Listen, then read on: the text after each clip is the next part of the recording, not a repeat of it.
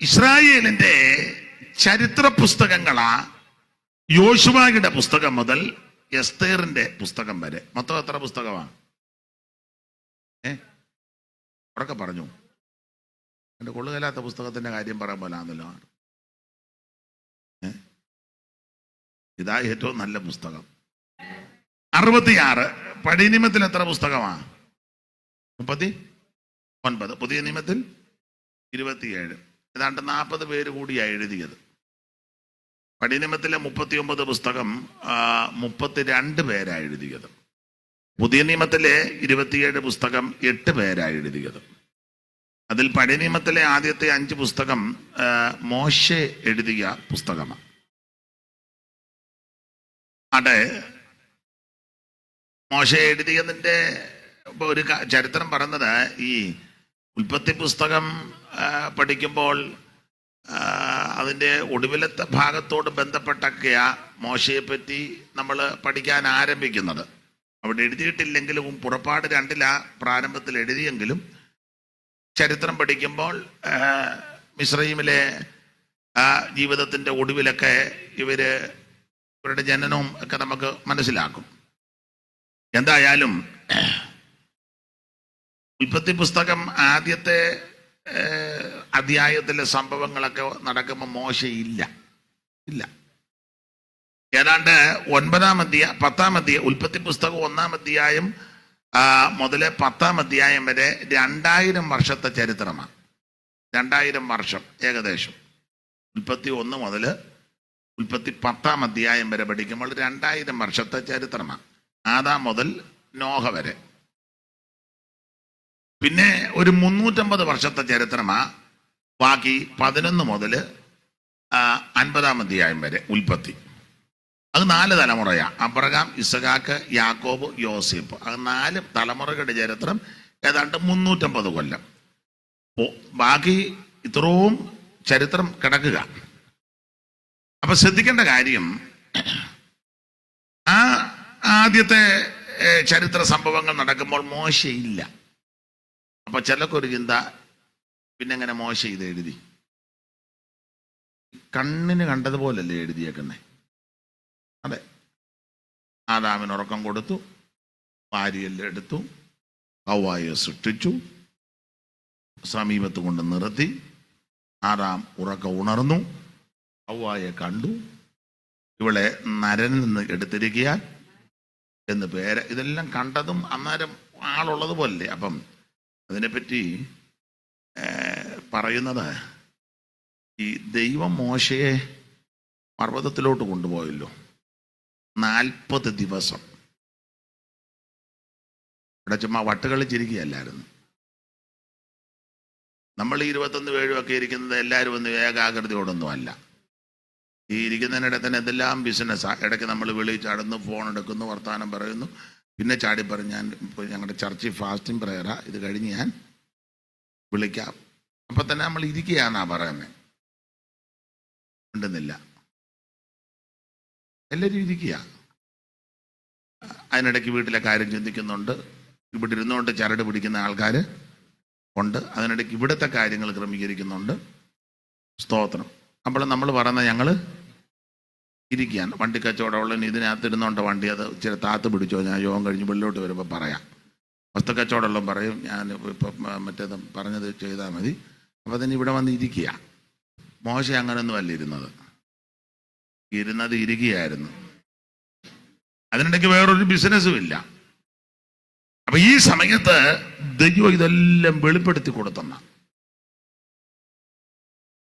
കാണുന്നത് പോലെ ദൈവത്തിന്റെ മകത്ത്. ഞാൻ ആ ഭാഗത്തേക്കൊന്നും പോകുന്നില്ല. എന്തായാലും പ്രാരംഭത്തിലെ 5 പുസ്തകം മോശെ എഴുതിയ പുസ്തകമാണ്.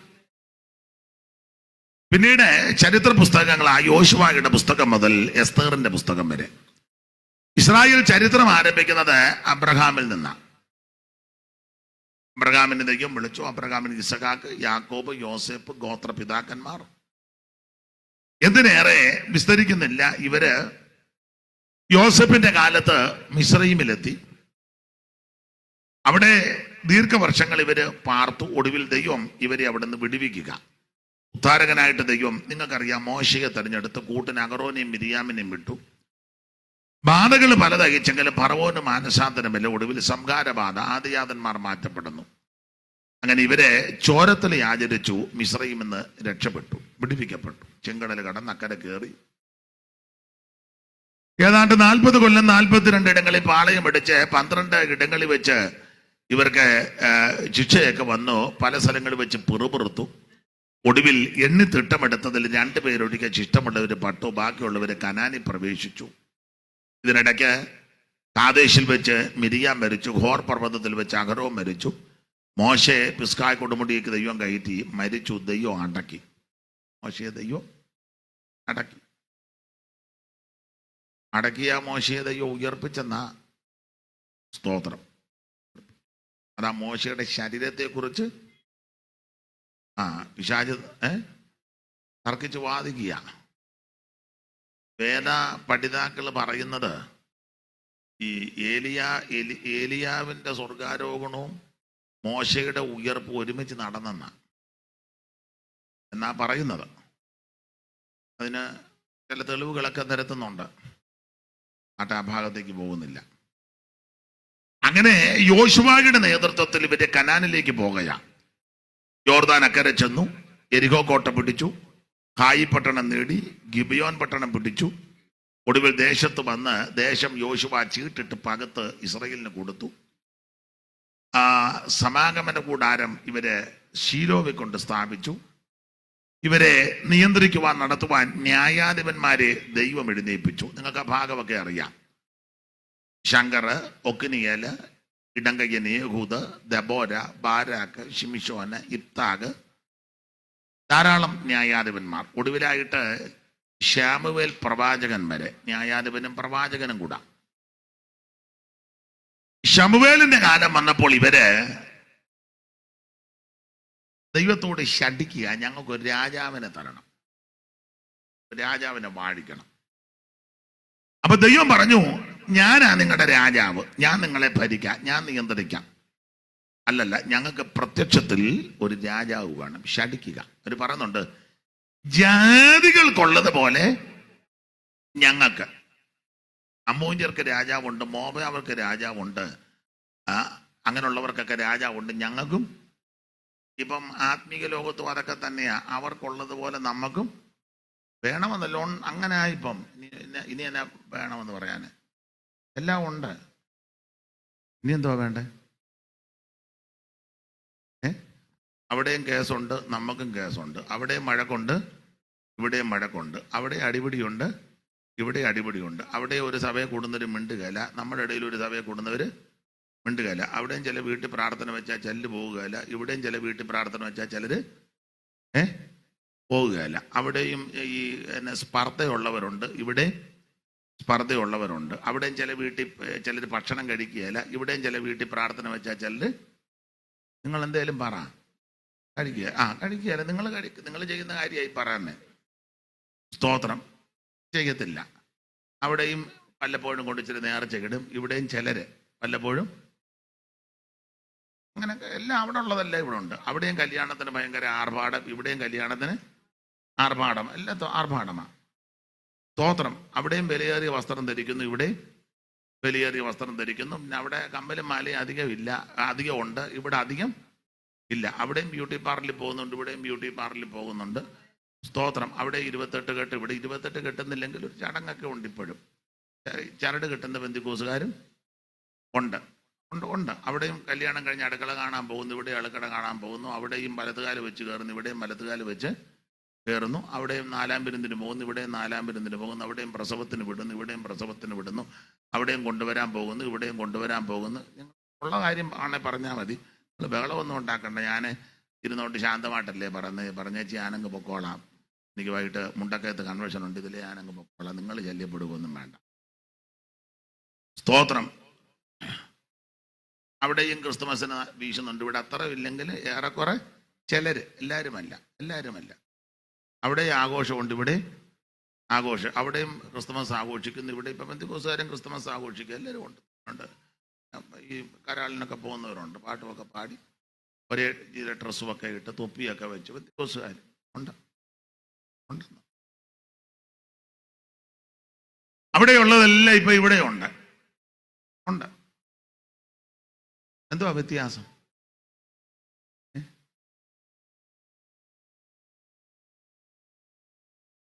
എന്നെ എല്ലാവരും 2018 വെള്ളപ്പൊക്കം പോലെ വ്യത്യാസമൊന്നുമില്ല.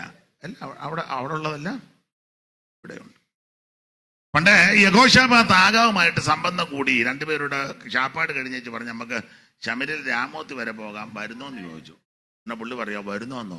ഞാനും നീയും എൻ്റെ ജനവും നിന്റെ ജനവും ഒരുപോലെ ഇരിക്കുന്നു.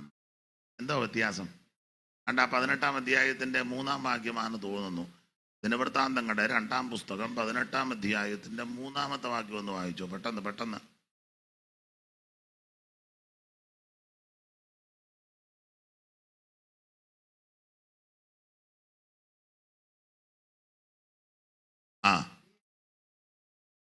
നീ എന്നോട് കൂടെ ഗിലെയാദിൽ രാമോത്തിലേക്ക് പോരുമോ എന്ന് ചോദിച്ചതിന് ഞാനും നീയും എന്റെ ജനവും നിന്റെ ജനവും. എന്തുവാ വ്യത്യാസം? ഇത് ആരോട് പറയുന്നതാ? യഹോശാഫാത്ത് ആഗാവിനോട് പറയുകയാ. ആഗാവാരാന്ന്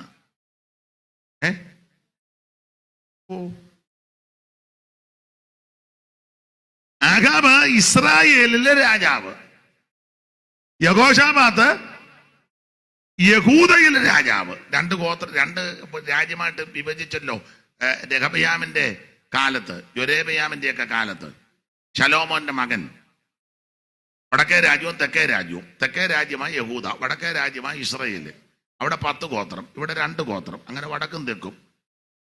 തെക്കത്തെ രാജാവ യഹോശാഫാത്ത്, വടക്കേലെ രാജാവ ആഗാബിന്റെ അവിടെ ദാനിലും ബദലും 2 കാളക്കുട്ടി യൊരേബയാം കൊണ്ട് സ്ഥാപിച്ചത്. വിഗ്രഹ സേവക്കാരാ. അവന് മുമ്പ് സിമ്രി ഉണ്ടായിരുന്നു, ഒമ്രി ഉണ്ടായിരുന്നു. അവര് വിഗ്രഹ സേവക്കാരാ. ആഗാബിന്റെ ഭാര്യ ഒരു നല്ല സ്ത്രീയല്ല, ഇസബേല്. അവള് സീദോന്യ രാജാവാകുന്ന ഇഗ്ബാലിന്റെ പുത്രിയാണ് ഇസബേല്. കൂടോത്രക്കാരി. ശുദ്രം മനസ്സിലാകാനാ കൂടോത്രം എന്നൊക്കെ പറഞ്ഞ്. ശുദ്രക്കാരി അഹങ്കാരിയാ. വലിയ അത് തന്നെ ഈ പെന്തിക്കോസുകാരി. ശുദ്രക്കാരി അഹങ്കാരി. പറ.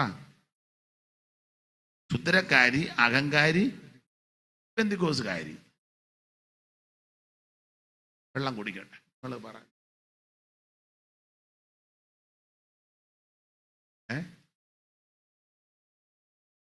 എവളെ ശുദ്രക്കാരിയാ, അപ്പൊ തന്നെ അഹങ്കാരിയാ, അപ്പൊ തന്നെ ഇസബേല്. ആ പാവം പിടിച്ചവനെ ഉപവാസ പ്രാർത്ഥന വെച്ചല്ലേ കൊന്നേ. നമ്മൾ പറയില്ലേ പ്രാർത്ഥിച്ചു കൊല്ലുവെന്ന്. സ്തോത്രം. ഉപവാസ പ്രാർത്ഥന വെച്ചല്ലേ. അമ്മാമ്മ എന്നെ പുറകോട്ട് നോക്കുന്നത്? ആരെയാ നോക്കുന്നത്? ഞാനോ ആണെങ്കിൽ ആ ഞാൻ അവിടെ ഉണ്ട്, ഇപ്പൊ പോവുകയല്ല. അപ്പൊ ശ്രദ്ധിക്കുക, ചതിക്കാനും വഞ്ചിക്കാനും ഒക്കെ മിടുക്കിയ ശുദ്രമാണ്. അതുകൊണ്ടല്ലോ യേഹൂ ഇസ്രായേൽ വന്നപ്പം യോരാം ചികിത്സയ്ക്ക് വന്നിട്ടുണ്ട്. യേഹൂവിനെ കണ്ടപ്പോൾ യോരാം ചോദിച്ചു, യേഹുവേ സൗഖ്യമാണോ എന്ന്. ഉടനെ യേഹു പറഞ്ഞ്, എനിക്കോ നിന്റെ അമ്മയുടെ ശുദ്രവും കൂടോത്രവും ഇത്ര കൊടികൊത്തി വാഴുമ്പോൾ എനിക്ക് സൗഖ്യം വല്ലതും. അന്നേരം ഈ തള്ള കണ്ണുമൊക്കെ എഴുതി പൊട്ടുമൊക്കെ തൊട്ട് മറുകുമൊക്കെ കുത്തി നോക്കി താഴോട്ട്. അപ്പൊ ചോദിച്ചു, ആരും ഇല്ലയോടാന്ന് ചോദിച്ചു. അവിടെ 2 എണ്ണന്മാർ വന്ന് തട്ടുകെട്ടാക്കാൻ പറഞ്ഞു. താഴോട്ടിട്ടു. ശുദ്രക്കാരിയ. അവരുടെ ഭർത്താവാണ് ആഹാബ്. ഇസ്രായേലിനെ കൊണ്ട് പാപം ചെയ്യിപ്പിച്ചതിൽ പ്രധാനപ്പെട്ട പങ്ക് ആഹാബിനുമുണ്ട്. മെയിനാള് യൊരേബയാമ.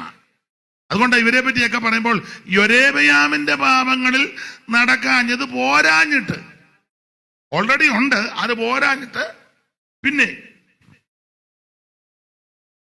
യഹോശാഫാത്ത് യഹൂദയിലെ രാജാവാ. അവിടെ ദൈവാലയം, അവിടെ മഹാപുരോഹിതൻ, അവിടെ യാഗം, അവിടെ തേജസ് ഇറങ്ങുന്നിടം, ഇവിടെ പ്രമാണമുള്ള ജനം. അപ്പൊ ഈ പ്രമാണമുള്ളവൻ പ്രമാണമില്ലാത്തവന്റെ അടുക്ക ബന്ധുത കൂടി. എന്നിട്ട് ബന്ധുക്കാരനും കണ്ടാൻ പറയാ, ഇപ്പൊ നമ്മൾ തമ്മിൽ എന്നാ വ്യത്യാസം? ഞാനും നീയും എന്റെ ജനവും നിന്റെ ജനവും ഒരുപോലല്ലേ. പണ്ടൊക്കെ പെന്തുകോസുകാരെ കണ്ടാൽ അറിയാം. ഇപ്പൊ അങ്ങനെ കണ്ടാലൊന്നും പെട്ടെന്ന് അറിയത്തില്ല. അറിയരുതെന്നും പറഞ്ഞാൽ നടക്കുന്നത്. സ്തോത്രം. അറിയത്തില്ല. തന്നെയല്ലേ പണ്ട് പെന്തിക്കോസുകാർ ഒരു ബഹുമാനമൊക്കെ ഉണ്ടായിരുന്നു. അപ്പൊ അങ്ങനെ ഉള്ളവരുണ്ട്, എന്നാലും കണക്കാം. സ്തോത്രം. പണ്ട് നമ്മളെ ഒരു ഭയമൊക്കെ ഉണ്ടായിരുന്നു. പ്രാർത്ഥിക്കുന്നവരെന്നുള്ള ഒരു ബഹുമാനവും ആദരവൊക്കെ ഉണ്ടായിരുന്നു. ഇപ്പൊ അങ്ങനൊന്നുമില്ല. ദൈവത്തിന്റെ മകൻ നമുക്ക് ആ ഭാഗം വിട്ടേക്കാം. അപ്പൊ ചുരുക്കി പറഞ്ഞാൽ ഇവര് ഒരു രാജാവിന് വേണ്ടി ശഠിച്ചു. ഞങ്ങൾക്കൊരു രാജാവിനെ തരണം. അമോര്യർക്ക് രാജാവുണ്ട്, മോവാബക്ക് രാജാവുണ്ട്, സീദോന്യർക്ക്, അവർക്കെല്ലാം രാജാവുണ്ട്, ഞങ്ങൾക്ക് ഒന്നിനെ തരണം. നമ്മളിപ്പം അവിടെ ഉള്ളതല്ല ഇവിടെയും പകർത്താൻ നോക്കുകയല്ലേ? അതെ. പണ്ട് പെന്തിക്കോസുകാര് ക്രിസ്തുമസ് ആഘോഷിക്കുകയല്ലായിരുന്നു. നമ്മളും ആഘോഷിക്കാൻ തുടങ്ങി. ഇപ്പൊ സഭയിൽ പറയാം, പക്ഷേ നമുക്ക് ഈ പ്രാവശ്യം കരോളിന് ഇറങ്ങും. ഇറങ്ങണം. ആരൊക്കെ ഇറങ്ങും? പിള്ളേർ, യൂത്ത് എല്ലാം ഇറങ്ങാൻ തീരുമാനം. അപ്പൊ നമുക്ക് തൊപ്പി വേണം, ക്രിസ്മസ് പാപ്പാടെ ഉടുപ്പ് വേണം. ഉടുപ്പിലിട അന്നാ അമ്മാമ്മയുടെ നൈറ്റി ഒരെണ്ണം എടുത്തോളാം. എന്തായാലും നമുക്ക്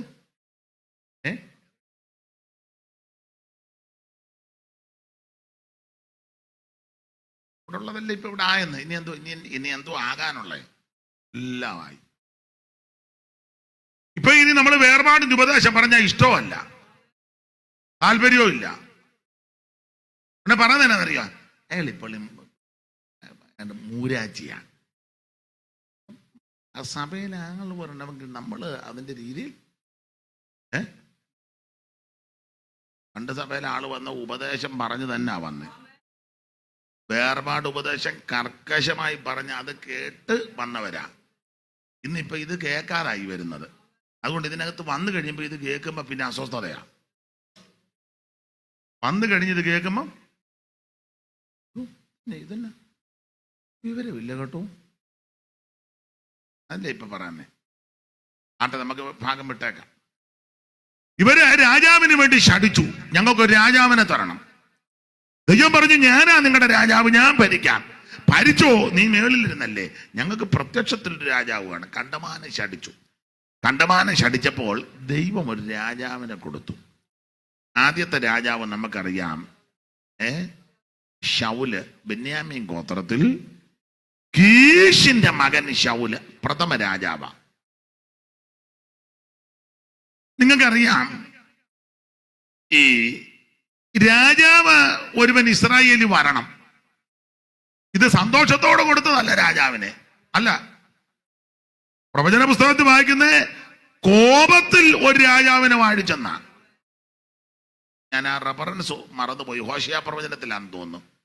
എൻ്റെ കോപത്തിൽ ഞാൻ അവർക്ക് രാജാവിനെ കൊടുത്തു. നിങ്ങൾ ആരെങ്കിലും കണ്ടെങ്കിലൊന്ന് വായിക്കാമോ? ഹോശിയ പ്രവചനത്തിലുണ്ട്, ഞാൻ എൻ്റെ കോപത്തിൽ അവർക്കൊരു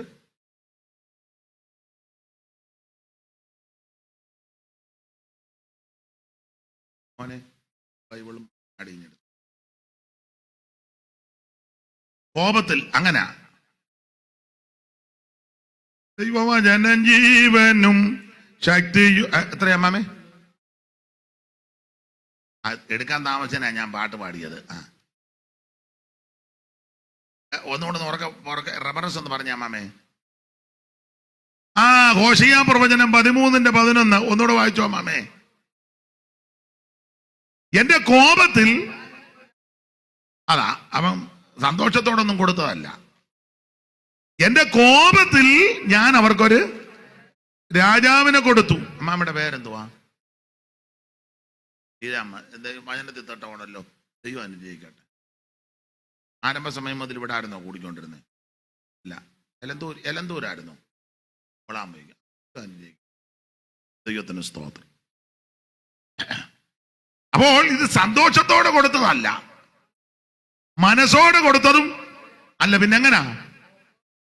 കോപത്തോടെ. ഒരു കാര്യം പറയാം, നമുക്ക് കിട്ടിയിരിക്കുന്ന പലതും ദൈവം സന്തോഷത്തോടെ തരുന്നതല്ല.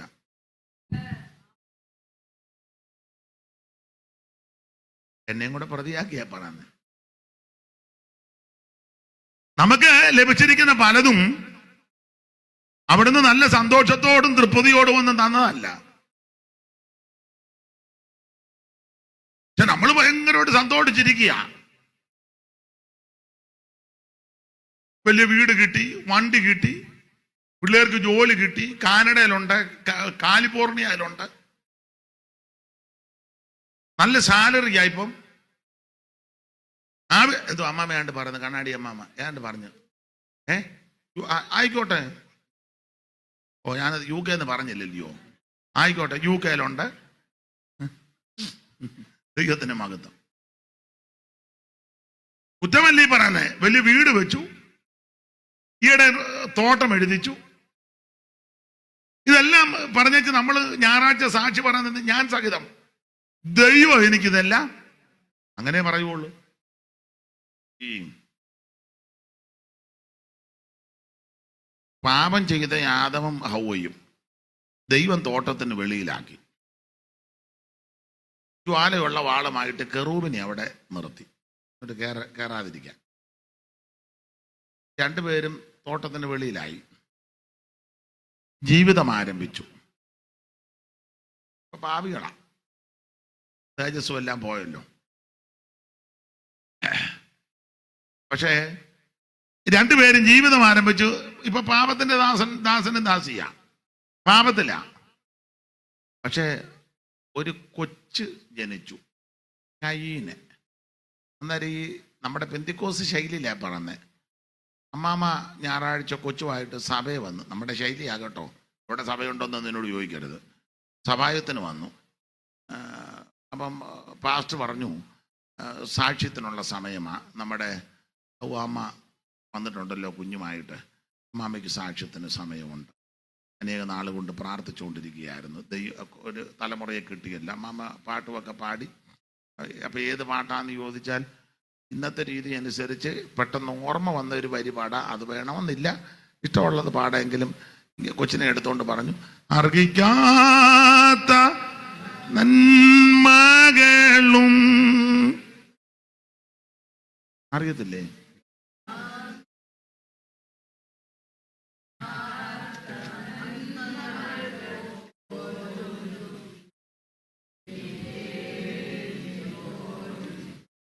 മതി മതി മതി.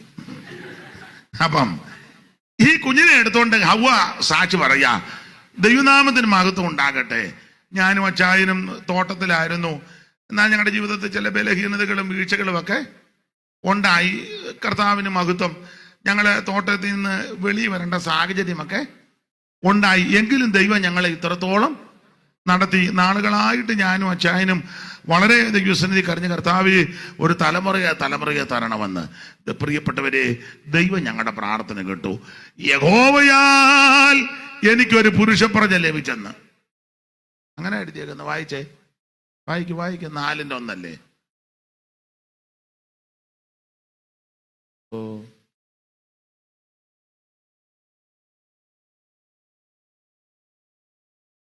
അനന്തരം മനുഷ്യൻ ആദാം തന്റെ ഹവ്വയുമായിട്ട് ജീവിതം ആരംഭിച്ചു. അടുത്തത്, അവൾ ഗർഭം ധരിച്ച് കയീനെ പ്രസവിച്ചു. യഹോവയാൽ എനിക്കൊരു പുരുഷപ്രജ ലഭിച്ചു എന്ന്. മതി, അത്രയും പറഞ്ഞാൽ മതിയല്ലോ.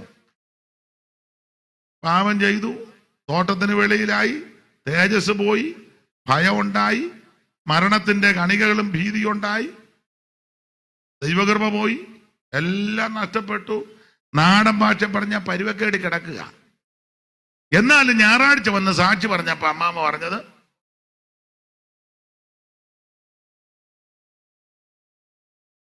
ഇതിനോട് ഒന്ന് സ്ഥിരീകരിക്കാൻ യോഹന്നാന്റെ 1-ാം ലേഖനം 3:12 കൂടെ ചേർത്തു. അപ്പൊ ഒരു കാര്യം കൂടെ ബോധ്യമാകും. യോഹന്നാൻ മതി. കയീൻ ദുഷ്ടനിൽ നിന്നുള്ളവനായി. മതിയല്ലോ. അമ്മാമ്മ എന്നാ പറഞ്ഞേ? യഹോവയാൽ എനിക്കൊരു. യോഹന്നാൻ അപ്പോസ്തലൻ ലേഖനം 3:12 പറയാ കയീൻ. പക്ഷെ ഞായറാഴ്ച സമയം വന്നെന്നാ പറയുന്നേ?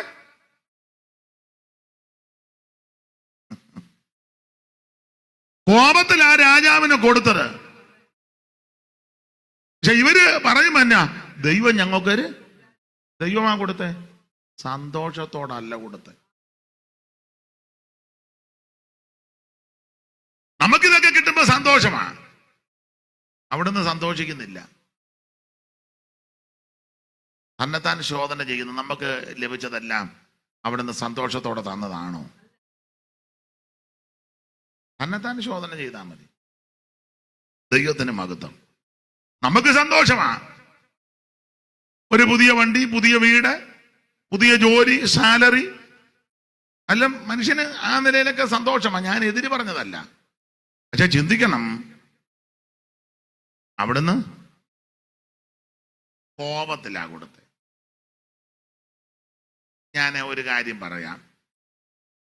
ഇവര് കണ്ടമാനം നിർബന്ധിച്ച് പ്രാർത്ഥിച്ചു, തരണേ തരണേ തരണേ, തന്നില്ലാതെ നിന്നെ വിടുകയല്ലെന്നൊക്കെ. അപ്പം സന്തോഷത്തോടല്ല.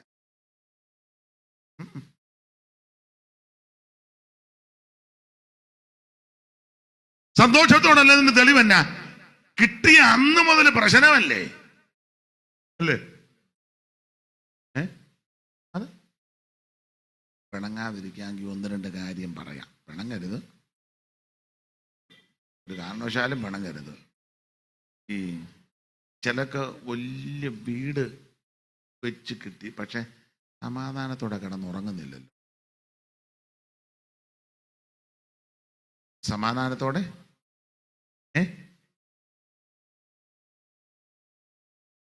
മെത്തേ കിടക്കുമ്പോർക്കും സെറ്റിയെ കിടക്കണം, സെറ്റിയെ കിടക്കുമ്പോർക്കും താഴെ കിടക്കണം, താഴെ കിടക്കുമ്പോർക്കും കസാലിലൊന്ന്.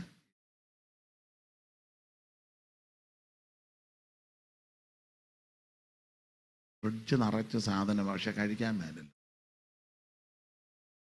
മുട്ടയുണ്ട്, ചിക്കനുണ്ട്, മട്ടനുണ്ട്, നെന്മീനുണ്ട്, കാളാഞ്ചിയുണ്ട്, എല്ലാം ഉണ്ട്. കോഴിമുട്ടയും താറാമുട്ടയും കാടമുട്ട ഇരിപ്പുണ്ട്. കണ്ടോണ്ടിരിക്കുന്നതല്ലാതെ എന്തേലും പറ. ഇനി അഥവാ അതുപോലെ ആഗ്രഹം തോന്നിയാ മുട്ട പൊഴിഞ്ഞ് ഉണ്ണി മാറ്റി വെച്ചേച്ച് നിങ്ങൾ പറ.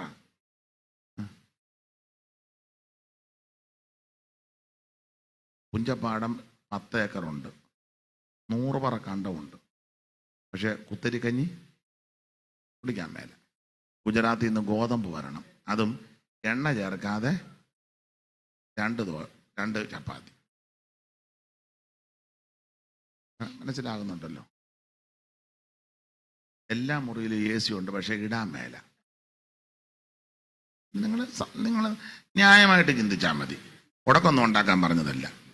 പിള്ളേർ വന്നപ്പോൾ എല്ലാ മുറിയിലും 2 ടണ്ണിൻ്റെയാണ് മേടിച്ച് വെച്ചേക്കുന്നത്, പക്ഷെ ഇടാൻ പറ്റുന്നില്ല. എമ്മമ്പോമിൻ്റെ അള്ളപ്പിൻ്റെ മെത്തയുണ്ട്, എല്ലാം ഭിത്തിയുടെ അവിടെ ചാരി വെച്ചേച്ച് വൈദ്യുതി പറഞ്ഞത് കാഞ്ഞിരപ്പലകയുടെ കട്ടിലേൽ തലയണ വെക്കാതെ ഇടയ്ക്കിടയ്ക്ക് നോക്കും മെത്തയോടെ ഉണ്ടോന്ന്. ചിരിച്ചു കളയാൻ പറഞ്ഞതല്ല, ന്യായമായിട്ട് കോപത്തിൽ കൊടുത്തതാണ്. എവിടാ വീട്? പുളുക്കീട്. പക്ഷെ പഞ്ചസാര ഇട്ട കാപ്പി. വീട് പുളുക്കീടാന്ന് പറഞ്ഞിട്ട് വല്ല കാര്യമുണ്ടോ?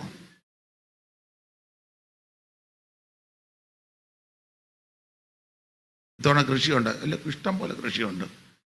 കപ്പ നമ്മുടെയാ. പക്ഷേ ഞാൻ കഴിക്കത്തില്ല. എനിക്ക് കപ്പ ആണുങ്ങൾ പറിച്ചോണ്ട് പോകുന്നത് നോക്കി നിൽക്കുക, അതിനാ കൂടി നിൽക്കുകയാണ്. മനസ്സിലാകുന്നുണ്ടോ? വില കൂടിയ വണ്ടിയാണ് മുറ്റത്ത് കിടക്കുന്നത്. പിന്നെ എനിക്ക് പേരെല്ലാം അറിയാൻ പറ്റില്ല. ഓഡിയും BMW ഇന്ന് നാളെ ഷൂപ്പാസ് പറഞ്ഞത് ജാഗ്വാറോ അങ്ങനെ കണ്ടൊരു പേരുണ്ട്. വണ്ടിയാണെന്നറിയാം, എൻ്റെ പേരൊന്നും അറിയാം. പക്ഷേ അത് തന്നെ എടുത്തുകൊണ്ടൊന്ന് പോകാനോ അതിനകത്ത് യാത്ര ചെയ്യാനോ ഇരിക്കാനോ ഇങ്ങനെ പോകുന്നു. അത് ആരിലും വന്ന് വേണം പിടിച്ച് മുറ്റത്ത് ഇതുണ്ടെന്ന് പറഞ്ഞിട്ട്. സ്തോത്രം സ്തോത്രം. പക്ഷെ മേളിൽ 5 മുറിയുണ്ട്, താഴെ 2 ബെഡ്റൂമുണ്ട്. ഇന്ന് വരെ നീ മേളിൽ കയറിയിട്ടില്ലല്ലോ. വേലക്കാരി അടിയാടാന്ന് കയറി ഇറങ്ങി അല്ലേ? നമ്മുടെ മോളി എല്ലാം തൂത്തോ അച്ചമ്മേ? ആ ആട്ടെ. ഇങ്ങനെ ഇരുന്ന് പെടൽ വെട്ടിക്കുന്നതല്ലാതെ മേളിലോട്ട് കയറുന്നുണ്ടോ? അവള് ചടികടാന്ന് അവൾക്ക് ഒരു നില പോലും ഇല്ല. എന്നോടൊരു അമ്മ പറഞ്ഞതാ, ഞാൻ മേളിൽ കയറിയിട്ട് 8 കൊല്ലം കഴിഞ്ഞെന്ന്. 8 കൊല്ലം കഴിഞ്ഞു. അവിടെ എന്നതൊക്കെയാന്ന് പോലും ഞാൻ. എങ്ങനുണ്ട്? നമുക്ക് ആ വിഷയം വിട്ടേക്കാൻ. ചിലരുടെ മുഖഭാവം മാറുന്നു. കണ്ടമാനം ശടിച്ച് പിടിച്ചു മേടിച്ചതാ രാജാവിനെ തരാൻ. ദൈവം തമ്പുരാൻ സന്തോഷത്തോടെ കൊടുത്തതല്ല, കോപത്തിൽ കൊടുത്തതാ. ഞാനൊരു കാര്യം പറയാം. ഒരു 2:30 വിളിക്കാൻ പറ. 2:30 കഴിഞ്ഞു.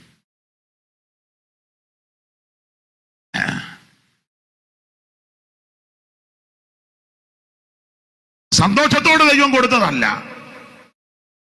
എന്നെ കേൾക്കുന്ന മാതാക്കളെ, പിതാക്കന്മാരെ, കുഞ്ഞുങ്ങളെ, പ്രിയപ്പെട്ടവരെ, ഒത്തിരി ഒന്നും കിട്ടിയില്ലെങ്കിലും എല്ലാം കിട്ടിയില്ലെങ്കിലും അവിടുന്ന് സന്തോഷത്തോടെ തരുന്നതാണ് നല്ലത്.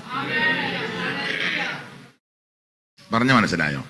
ഒത്തിരി ഒന്നും കിട്ടിയില്ലെങ്കിലും എല്ലാം കിട്ടിയില്ലെങ്കിലും കിട്ടുന്നത് അവിടുന്ന് നല്ല മനസ്സോടെ തരണം. അങ്ങനെ പ്രാർത്ഥിക്കുന്നതാണ് നല്ലത്. വേണമെങ്കിൽ ഇങ്ങനെ പ്രാർത്ഥിക്കും, കർത്താവേ അവിടത്തേക്ക് ഇഷ്ടമുള്ളത് മതി. നമ്മൾ പാട്ടൊക്കെ പാടും, പെന്തിക്കോസുകാരല്ലേ? നിന്റെ ഗീതം പോലെ നടത്തണമേ,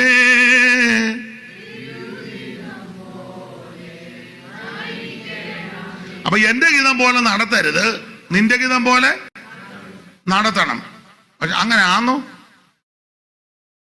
പാട്ട് നല്ലതാ. വേറെ ഒത്തിരി പാട്ടുണ്ട്. എൻ ദൈവമേ,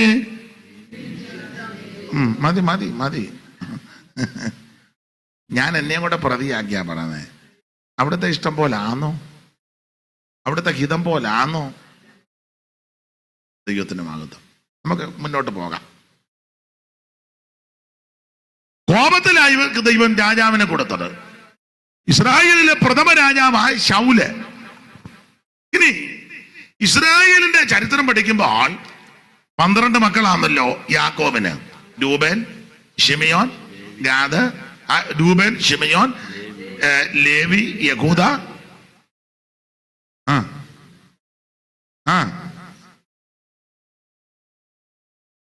ഉള്ളതാട്ടെ. അപ്പൊ രൂബേനും ശിമെയോനും ലേവിയും യഹൂദയും നഫ്താലിയും ആശേറും ശെബുലൂനും. വായിച്ചേ ഉൽപ്പത്തി 49:1 വായിര്.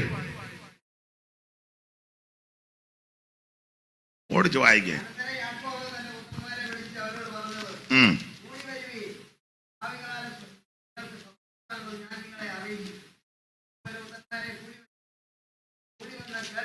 അടുത്തത് രൂബേൻ രൂബേൻ രൂബേൻ 5-ാം വാക്യം. ശിമെയോനും ലേവിയും 8-ാം വാക്യം. യഹൂദ 13, 14, 19, 17, 19, ഗാദ് 20, ആശേർ 21, നഫ്താലി 22, 27, ബെന്യാമിൻ ആയല്ലോ 12 എണ്ണം. അപ്പൊ ചുരുക്കി പറഞ്ഞാൽ ഈ 12 മക്കളുണ്ട്.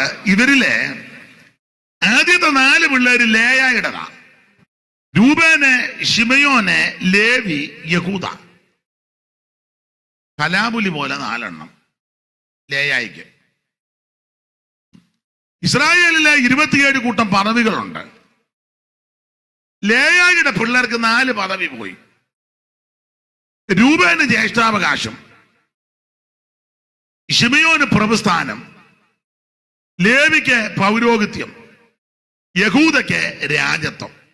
അപ്പോൾ ഇസ്രായേലിലെ ഒരുവൻ രാജാവാകണമെങ്കിൽ ആ രാജാവ് ഏത് ഗോത്രത്തിൽ നിന്നാ വരേണ്ടത്? യഹൂദ എന്ന് വരണം. 49:8 മുതൽ താഴോട്ട് വായിച്ചു. യഹൂദയായ സഹോദരന്മാര് നിന്നെ പുകഴ്ത്തും. അടുത്തത് മകനെ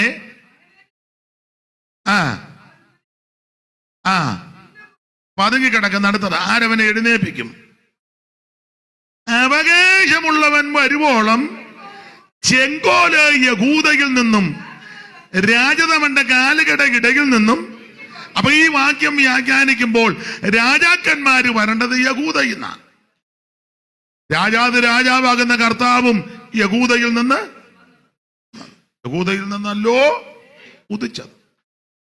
അപ്പോൾ രാജാക്കന്മാര് വരേണ്ടത് യഹൂദ ഗോത്രത്തിൽ നിന്നാണ്. രാജാവിന് വാഴിക്കേണ്ടത് യഹൂദ ഗോത്രത്തിൽ നിന്നാണ്. അതാ പ്രമാണം. പക്ഷെ ആദ്യത്തെ രാജാവ് ഏത് ഗോത്രത്തിൽ നിന്നാണ്? ബെന്യാമീൻ ഗോത്രത്തിൽ നിന്നാണ്. അതിന്റെ യഹൂദയിൽ നിന്ന് വരാഞ്ഞേ. നിങ്ങൾക്ക് വചനമൊക്കെ തിട്ടു.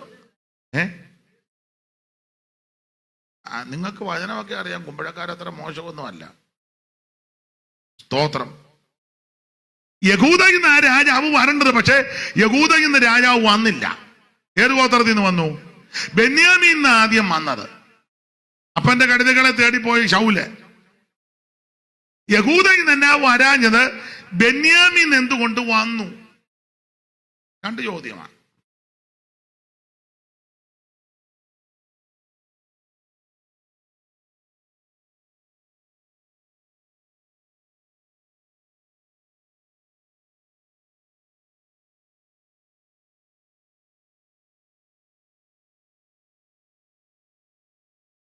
അവിടെ തന്നെ വന്ന് ഇവിടെ തന്നെ വരാഞ്ഞത് താൻ തന്നെ പറയണം. ഞങ്ങൾ ഇവിടെ വെറുതെ ഇരിക്കുകയായിരുന്നു. മാത്യു മല്ലേശ്വരി നന്നായിട്ട് ചുറ്റുപിടിച്ച് ഞങ്ങളെല്ലാം കേട്ടോണ്ടിരിക്കുക. പുള്ളി ഞങ്ങളോട് ഇങ്ങനെ ചോദ്യമൊന്നും ചോദിച്ചില്ല. പിന്നെ വന്ന എന്നാ വരാഞ്ഞ എന്നാന്ന് ഞങ്ങൾ അങ്ങനെ അറിയുന്നത്? താൻ തന്നെ പറഞ്ഞേച്ച് പെട്ടെന്ന് പോകുന്നെങ്കിൽ അത് തന്നെ ആയിരിക്കും നല്ലത്. അല്ല പോട്ടെ. ആദ്യത്തെ രാജാവ് വന്നത് യഹൂദയിൽ നിന്നാ വരേണ്ടത്. പക്ഷെ വന്നത് എന്തുകൊണ്ട് ബെന്യാമീൻ ഗോത്രത്തിൽ നിന്ന് രാജാവ് വന്നു? അതിനൊരു കാരണം ഒറ്റ വാക്കി പറഞ്ഞാൽ വല്യമ്മച്ചിയുടെ കണ്ണുനീര. വല്യമ്മച്ചിയുടെ ഏതാ വല്യമ്മച്ചി? പറഞ്ഞോ. റാഹേല്. അമ്മാമ്മയുടെ പേരെന്നാ? ഞോള്. ചുമ്മാതല്ല. എല്ലാം പോയതുകൊണ്ട് അവിടുത്തെ കിട്ടാൻ. ഇപ്പൊ നിങ്ങൾ 2-3 പേരുണ്ടായിരുന്നില്ല അവിടെ വരാൻ. ഒരു മോനും ഒക്കെ ഉണ്ടായിരുന്നില്ല. എന്ത് ചെയ്യേ? മറ്റേ നമ്മൾ 10-22 വർഷം മുമ്പാ. അതിന്റെ ഓർമ്മ വന്നില്ല. അമ്മ പറയുമെന്ന് എനിക്കറിയാം. ദൈവത്തിന്റെ മകൻ. അന്ന് ഞാൻ അവിടെ വചനം സൂക്ഷിക്കുമ്പം ഇവര് നല്ല ജില്ലയില്ലെന്നാ നിൽക്കുന്നത്. വേറെ 2-3 പേരുണ്ടായിരുന്നു. ഇപ്പോഴും അങ്ങനെ തന്നെ. നമ്മളോ? ദൈവത്തിന് മഹത്വം. ദൈവം നിങ്ങളെ എല്ലാം അനുഗ്രഹിക്കട്ടെ.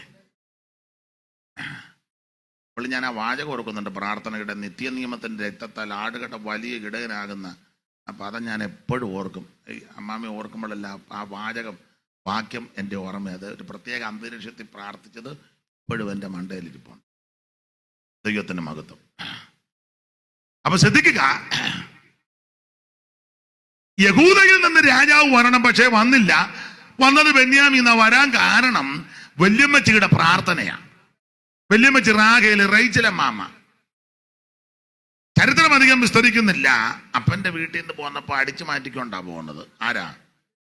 ഈ സ്വന്തം വീട്ടിൽ നിന്ന് അടിച്ചു മാറ്റുന്നവരെന്ത് കഴിവാ അവരുടെ സ്വഭാവം. സ്വന്തം വീട്ടിൽ നിന്ന് ഭർത്താവിൻ്റെ പോക്കറ്റിൽ നിന്ന് അടിച്ചു മാറ്റി ഭാര്യയുടെ അവിടെ വീട്ടിൽ കൊണ്ട് കൊടുക്കുന്ന ആൾക്കാരെ എനിക്കറിയാം.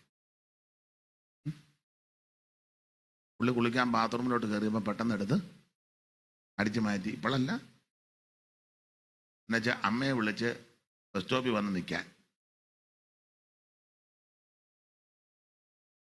അപ്പം നിങ്ങൾ ചോദിക്കും ഭർത്താവ് കൊടുക്കാഞ്ഞിട്ടാണ്. അയാൾ കൊടുത്ത് കുഴഞ്ഞു. എന്നാലും അങ്ങനെയുള്ള ആൾക്കാരുണ്ട്, അടിച്ചു മാറ്റും. സ്വന്തം വീട്ടിൽ നിന്ന് വിഗ്രഹം അടിച്ചു മാറ്റി. വീട് വിട്ടുപോകുന്ന കൂട്ടത്തിൽ ഗൃഹബിംബവും കൂടെ ഒട്ടകക്കോപ്പിനകത്തിട്ട് അതുമൊക്കെ ഇട്ടുകൊണ്ടായി പാട്ടും പ്രാർത്ഥനയായിട്ട് നടക്കുന്ന മോക്ഷയാത്രയാണിത്, ഞാൻ നടപ്പതെന്നൊക്കെ പറഞ്ഞ് ഈ പാട്ടുമൊക്കെ പാടി യാത്രയിൽ ഇങ്ങനെ പോകുക. യാക്കോബിന്റെ കൂടെ പോരുക, യാക്കോബിന്റെ കൂടെ. അങ്ങനെ യാത്ര ചെയ്ത് യാക്കോബ് ഇത് അറിയുന്നില്ല. അപ്പൊ തന്നെ ഓൾ നൈറ്റ് പ്രയർ കഴിഞ്ഞു. സുക്കോത്ത് വന്ന് പാർത്തു, അറിയിച്ചില്ല. എന്തിനേറെ വിവരിക്കുന്നില്ല അധികം. ഇവര് മടങ്ങി ഇഞ്ഞു വരിക.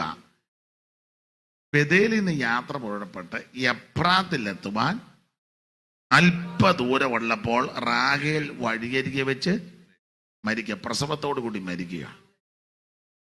റാഹേലിന്റെ മരണത്തെ പറ്റി പറയുന്നത് ബ്ലഡ് നിന്നില്ല, ബ്ലഡ് പോയിക്കൊണ്ടിരിക്കുക, നിൽക്കുന്നില്ല പ്രസവ സമയത്ത്. അവിടെ ഒരു പദമുണ്ട്, ജീവൻ പോകുന്ന സമയം, അങ്ങനെ എഴുതിയേക്കുന്നത്.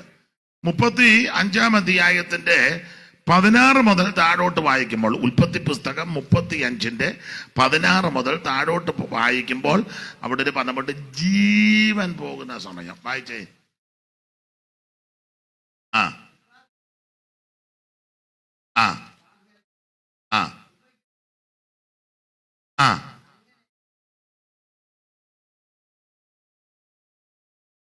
ആ ആ ആ ജീവൻ പോകുന്ന സമയം. കണ്ടോ? മതി മതി മതി മതി. ജീവൻ പോകുന്ന, ആ ജീവൻ പോകുക എന്ന് പറഞ്ഞാൽ ബ്ലഡ് പോയിക്കൊണ്ടിരിക്കുക. കാരണം ജീവൻ രക്തത്തില, ജീവൻ രക്തത്തില, ബ്ലഡ് പോയിക്കൊണ്ടിരിക്കുക. കഠിന വേദന, അങ്ങനൊരു പദമുണ്ട്. എന്ന് പറഞ്ഞാൽ ബ്ലഡ് നിൽക്കുന്നില്ല. ഇത് യാദൃച്ഛികമാണെന്ന് തോന്നും, അല്ല. പണ്ട് അപ്പൻ കൂടാരത്തിൽ വന്ന് പരിശോധിക്കാൻ നേരത്ത് ഇവള് പറഞ്ഞൊരു പദമുണ്ട്, എനിക്ക് എഴുന്നേൽപ്പാൻ പാടില്ല. അപ്പൻ അങ്ങ് പോയി, എഴുന്നേൽപ്പാൻ പാടില്ല. അപ്പൻ പോയി, ഭർത്താവിനെ കളിപ്പിച്ചു, പിള്ളേരെ കളിപ്പിച്ചു, അപ്പനെ കളിപ്പിച്ച്, എല്ലാരെയും കളിപ്പിച്ച് മിടുക്കിയായിട്ടിരിക്കുക, ബഹുമിടിക്കുക. അതൊക്കെ കഴിഞ്ഞ് അപ്പം പോയി, എല്ലാം പോയപ്പം വേണേ ശിങ്കിടികൾ ചോദിച്ചു. എന്നാലും അമ്മാമ്മയുടെ കഴിവ് അസാധ്യം. നമ്മൾ പറഞ്ഞു, അമ്മാമ്മയെ പോലെ കഴിവുള്ള ഒരു അമ്മാമ്മ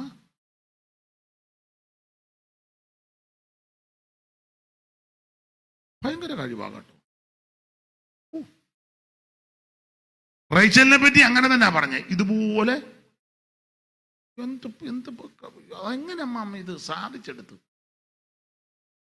ആട്ടെ, ഇന്നായിരുന്നേ നമ്മൾ പാരിതോഷികമൊക്കെ കൊടുത്തേനും. ഇത്ര കലാപരമായിട്ട് തടിച്ചു മാറ്റി ആരെയും അറിയിക്കാതെ. എനിക്ക് എഴുന്നേൽക്കാൻ പാടില്ലെന്ന് വിസ്തരിക്കേണ്ട നിങ്ങൾക്കറിയാം. അപ്പനങ്ങ് പോയി. ഏത് വിഷയത്തിൽ കള്ളം പറഞ്ഞോ ആ വിഷയത്തിൽ ദൈവം പിടികൂടി. ജീവൻ പോയിക്കൊണ്ട്, ബ്ലഡ് പോയിക്കൊണ്ടിരിക്കും, നിൽക്കുന്നില്ല.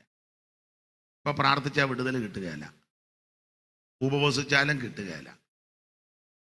സ്തോത്രം. അവസരം എത്ര കൊടുത്തു? എന്ത് വേണ്ടോ അവസരം ദൈവം കൊടുത്തു. അങ്ങനെ മരിക്കുന്നത്.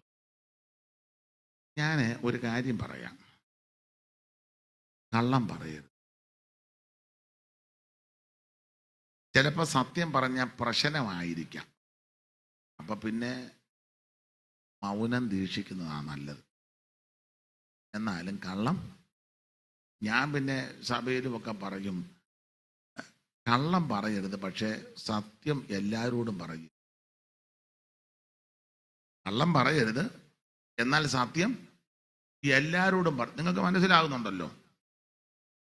എല്ലാവരോടും സത്യം പറയരുത്, പക്ഷെ ആരോടും കള്ളോ. ഞാൻ ഒരു ഉദാഹരണം പറയും, നിങ്ങൾ ഇഷ്ടമുണ്ട് യോജിച്ചാൽ മതി. പാസ്റ്റർ എങ്ങനെ സത്യം പറയുകയും ചെയ്യരുത് എന്നാൽ കള്ളോ പറയരുത്, അതെങ്ങനെ സാധിക്കും? അത് സാധിക്കും. എങ്ങനെ? ഒരു ഉദാഹരണം പറയാം. സത്യമേ പറയാവൂ പക്ഷെ കള്ളം പറയരുത്. സത്യം എല്ലാവരോടും. ഉദാഹരണമാന്നേ, ഞാൻ ഇപ്പം പത്തനാപുരത്തോട്ടൊരു യോഗത്തിന് പോവുക, ഉദാഹരണമാണ്, അങ്ങനെ സംഭവിക്കാറുണ്ട്. പത്തനാപുരത്തോട്ട് പോകുമ്പോൾ ചിലപ്പോൾ പത്തനാപുരംകാരെന്നെ വിളിക്കും, ഇപ്പം എവിടെയായി? ഞാൻ കോന്നി കഴിഞ്ഞായിരിക്കും, എങ്കിലും ഞാൻ കോന്നി കഴിഞ്ഞെന്ന് പറയുകയില്ല. കാരണം അവർ പിന്നെ അവിടുത്തെ ടൈം അനുസരിച്ച് നിൽക്കും. കോന്നിയിൽ നിന്ന് പത്തനാപുരത്ത് വരാൻ, അപ്പം കാണാതെ വരുമ്പം വീണ്ടും തുരുതുരാന്ന് വിളിക്കും. അപ്പം ഞാൻ പറഞ്ഞില്ല, അടുക്കുന്ന പാസ് മുമ്പേ കോന്നി കഴിഞ്ഞെന്ന് പറഞ്ഞല്ലോ, പിന്നെ എന്നാ ചോദിക്കുക, ന്യായമാണ്. അപ്പം ഞാനതിന് പറയും, ഞാൻ പത്തനംതിട്ട കഴിഞ്ഞു. കള്ളം പറഞ്ഞോ? പറഞ്ഞു പത്തനംതിട്ട കഴിഞ്ഞില്ലേ? ഇല്ലേ? അതാ പറഞ്ഞു, പത്തനംതിട്ട കഴിഞ്ഞു. എന്നാ സത്യം പറഞ്ഞോ? സത്യം പറഞ്ഞാ എവിടാ കഴിഞ്ഞത്? അത് പറഞ്ഞില്ലല്ലോ. എന്നാ കള്ളം പറഞ്ഞോ?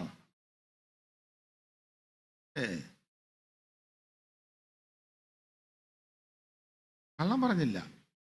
പത്തനംതിട്ട കഴിഞ്ഞു, അടുക്കുന്നൊന്നും പറയുകയല്ല. പത്തനംതിട്ട കഴിഞ്ഞെന്നേ പറഞ്ഞോളൂ. ഉദാഹരണമാണ്. പത്തനംതിട്ട കഴിഞ്ഞല്ലേ കോന്നി? അപ്പൊ എന്ന് പറഞ്ഞാൽ ചില സന്ദർഭത്തിൽ നമ്മൾ സത്യം പറഞ്ഞാൽ പ്രശ്നമാണ്. എന്നാ കള്ളം പറയുകയും ചെയ്യരുത്. കള്ളം പറയരുത്. അപ്പൻ വന്നപ്പോൾ ഇവള് പറഞ്ഞു, എനിക്ക് എഴുന്നേക്കാൻ പാടില്ല. കള്ളം പറഞ്ഞു. അന്നേരം ശരീരത്തിന് ഒരു കുഴപ്പവും. പക്ഷേ ഒടുവിൽ ദൈവം പിടികൂടി.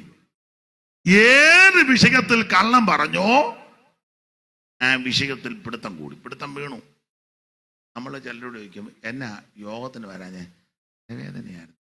ഒരു കുഴപ്പവും ഇല്ല, രക്ഷപ്പെടാൻ പറഞ്ഞ സൂക്ഷം നിനക്ക് തലവേദന വരും. പ്രാർത്ഥിച്ചാലൊട്ട് വിടുതലും ഉണ്ടാകുകയില്ല.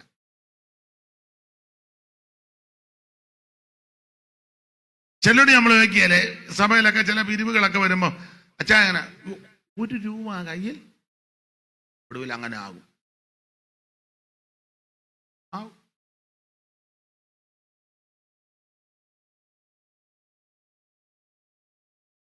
സ്തോത്രം.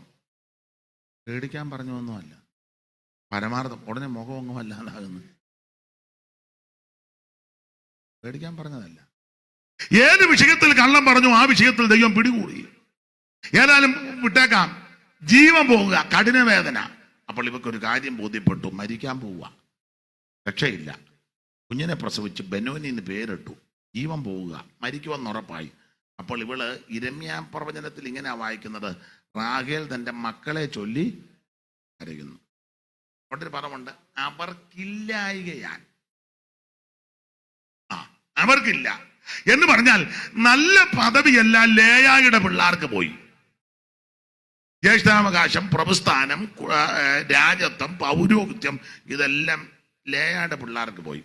ഇവക്ക് 2 പിള്ളേരാ, യോസേപ്പും ഇപ്പം പ്രസവിച്ച ബെന്യാമിൻ. യോസേപ്പിന് ഏതാണ്ട് 9 വയസ്സ്. ഇപ്പൊ പ്രസവിച്ചത് ചോരക്കുഞ്ഞ്. ഈ കുഞ്ഞുങ്ങൾക്ക് നല്ല പദവിയൊന്നുമില്ല. ഇവളാന്നേ മരിക്കാനും പോവുക. ഇവിടെ ചിന്ത, ജീവിച്ചിരിക്കുകയാന്ന് എന്തെങ്കിലുമൊക്കെ ഒപ്പിക്കാൻ മിടുക്കുക, ഒപ്പിക്കും, പക്ഷെ ചാകാൻ പോവുക. കൊച്ചുങ്ങൾക്ക് നല്ല പദവിയില്ല. അപ്പൊ ചരിത്രം പറയുന്നത്, ഈ ജീവൻ പോകുന്ന സമയത്ത് ഇവള് ജീവിതത്തിൽ വന്നുപോയ അപാകതകളും ന്യൂനതകളും പാപങ്ങളും പോരായ്മകളും ദൈവത്തോട് ഏറ്റു പറഞ്ഞു. റാഹേലിനെ പറ്റി പഠിക്കുമ്പോൾ 1 അഹങ്കാരിയായിരുന്നു, 2 പിടിവാശിക്കാരിയായിരുന്നു, 3 മരുക്കമില്ലാത്ത പശുക്കിടാവ, 4 സൗന്ദര്യമുള്ളതിന്റെ തണ്ടുണ്ടായിരുന്നു, 5 ഭർത്താവിനെ ഭീഷണിപ്പെടുത്തി, 6 ചേട്ടത്തിയോട് ഗുസ്തിയായിരുന്നു, 7 സൂത്രത്തിൽ ഓരോന്ന് നേടിയെടുക്കാൻ പദ്ധതി ഇട്ടവളാ, 8 സുക്കോത്തിൽ പോയി പാർക്കാൻ ഇവിടെ സമ്മർദ്ദമായിരുന്നു, 9 പിള്ളേരെ ഉപദേശത്തിൽ വളർത്താനൊന്നും വലിയ താല്പര്യമില്ലായിരുന്നു. വാക്യങ്ങളും ചരിത്രവും ഒത്തിരി തെളിയിക്കാം. സ്തോത്രം. 10 ആരോടും വലിയ പ്രതിബദ്ധതയൊന്നുമില്ല. 10 കൂട്ടം കാര്യമാണ്. അതിനെല്ലാം താങ്ങു കൊടുക്കുന്ന വാക്യവും ചരിത്രവും പറഞ്ഞാ പ്രസംഗിക്കേണ്ടത്. ഇന്ന് അതിന് മുതിരുന്നില്ല. 10 കൂട്ടം കാര്യം. റൈച്ചൽ ആന്റിയുടെ ഒരു കാര്യം തെളിയിക്കാം. 2:30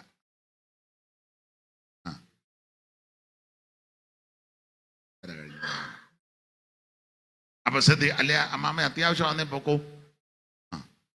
അപ്പൊ ശ്രദ്ധിക്കണേ, ഞാൻ പെട്ടെന്ന് നിർത്താം. 2:30 അങ്ങ് പറഞ്ഞതേ ഉള്ളൂ, പെട്ടെന്ന് നിർത്താം. ഒരു 1:30 നിർത്തട്ടെ. യോ, എനിക്ക് കുഴപ്പമൊന്നുമില്ല. എന്നാ താണ്ട കിടക്കുന്നു. പിന്നെ പോച്ചാൻ പറഞ്ഞ പോലെ അവിടെയും സുഖം ഇവിടെയും സുഖം. പിന്നെ എനിക്കാന്നോ? അപ്പൊ ശ്രദ്ധിക്കുക, റാഹേല് ഒന്ന് ഭർത്താവിനെ ഭീഷണിപ്പെടുത്തുമായിരുന്നു. സാധാരണ ഭാര്യമാരെ എല്ലാരും പീഡിപ്പിക്കുന്നേ, ഇവിടെ നേരെ തിരിച്ചാ. ഭർത്താവിനെ അതിനൊരു തെളിവ് 10 കൂട്ടം കാര്യത്തിൽ ഒരു കാര്യം പറയാം. ഒരിക്കലും ഇവള് യാക്കോബിനോട് പറഞ്ഞു, നീ എനിക്ക് പിള്ളേരെ തന്നില്ല ഞാൻ ചാകുമെന്ന്. ആത്മഹത്യയുടെ ഭീഷണി. നീ എനിക്ക് പിള്ളേരെ തന്നില്ലേ ഞാൻ ചാകും.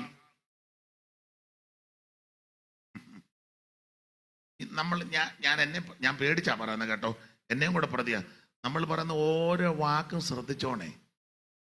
ദൈവസന്നിധിയില മലാഖി വായിക്കുന്ന അന്ന് യഹോവ ഭക്തന്മാർ തമ്മിൽ എല്ലാം ശ്രദ്ധിച്ചോണം. എല്ലാം അളന്ന് സൂക്ഷിച്ച് ചിന്തിച്ച് ആലോചിച്ച് വേണം സംസാരിക്കാൻ.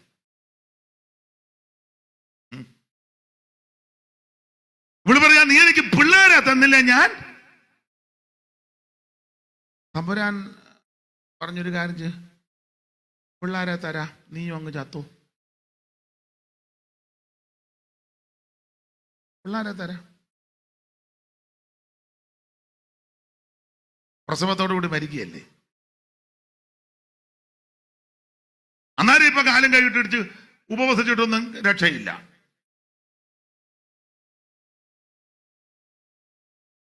അപ്പൊ നമ്മൾ ചിന്തിക്കുമോ, എൻ്റെ ദൈവമേ ആ സഹോദരി പ്രസവത്തോടു കൂടി കഷ്ടം.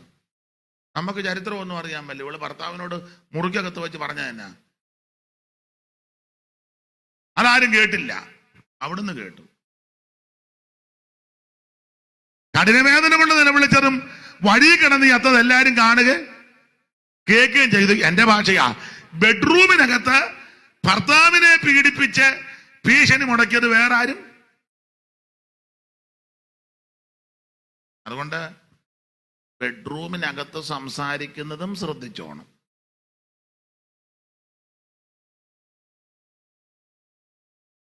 ബെഡ്റൂമിനകത്ത് പറയുന്നത് തന്നെ ഞാൻ ശരിയാക്കുന്നുണ്ട്, എന്റെ തനിസ്വരം തനിക്ക് അറിയത്തില്ല, ഞാൻ പോട്ടെന്ന് വെച്ച് ഞാൻ. അതായത് വിശ്വാസികളുടെ പാസ്റ്റർമാർ ചെന്ന ഉടനെ നല്ല സോബർ സ്തോത്രം അച്ഛനാകട്ടെ. 5 മിനിറ്റ് മുന്നേ അകത്തന്നെ ആയിരുന്നു. അത് വന്നവരാരും അറിഞ്ഞില്ല. പക്ഷെ അത് കണ്ട ഒരുത്തൻ ഉയരത്തിലുണ്ട്. ഞാൻ പറയുന്ന കാര്യം മനസ്സിലാകുന്നുണ്ടോ? എന്നെ പിന്നെ തുറച്ചു നോക്കുന്നത്. സഹോദരന്മാരും അങ്ങനെ ആയിരിക്കണം.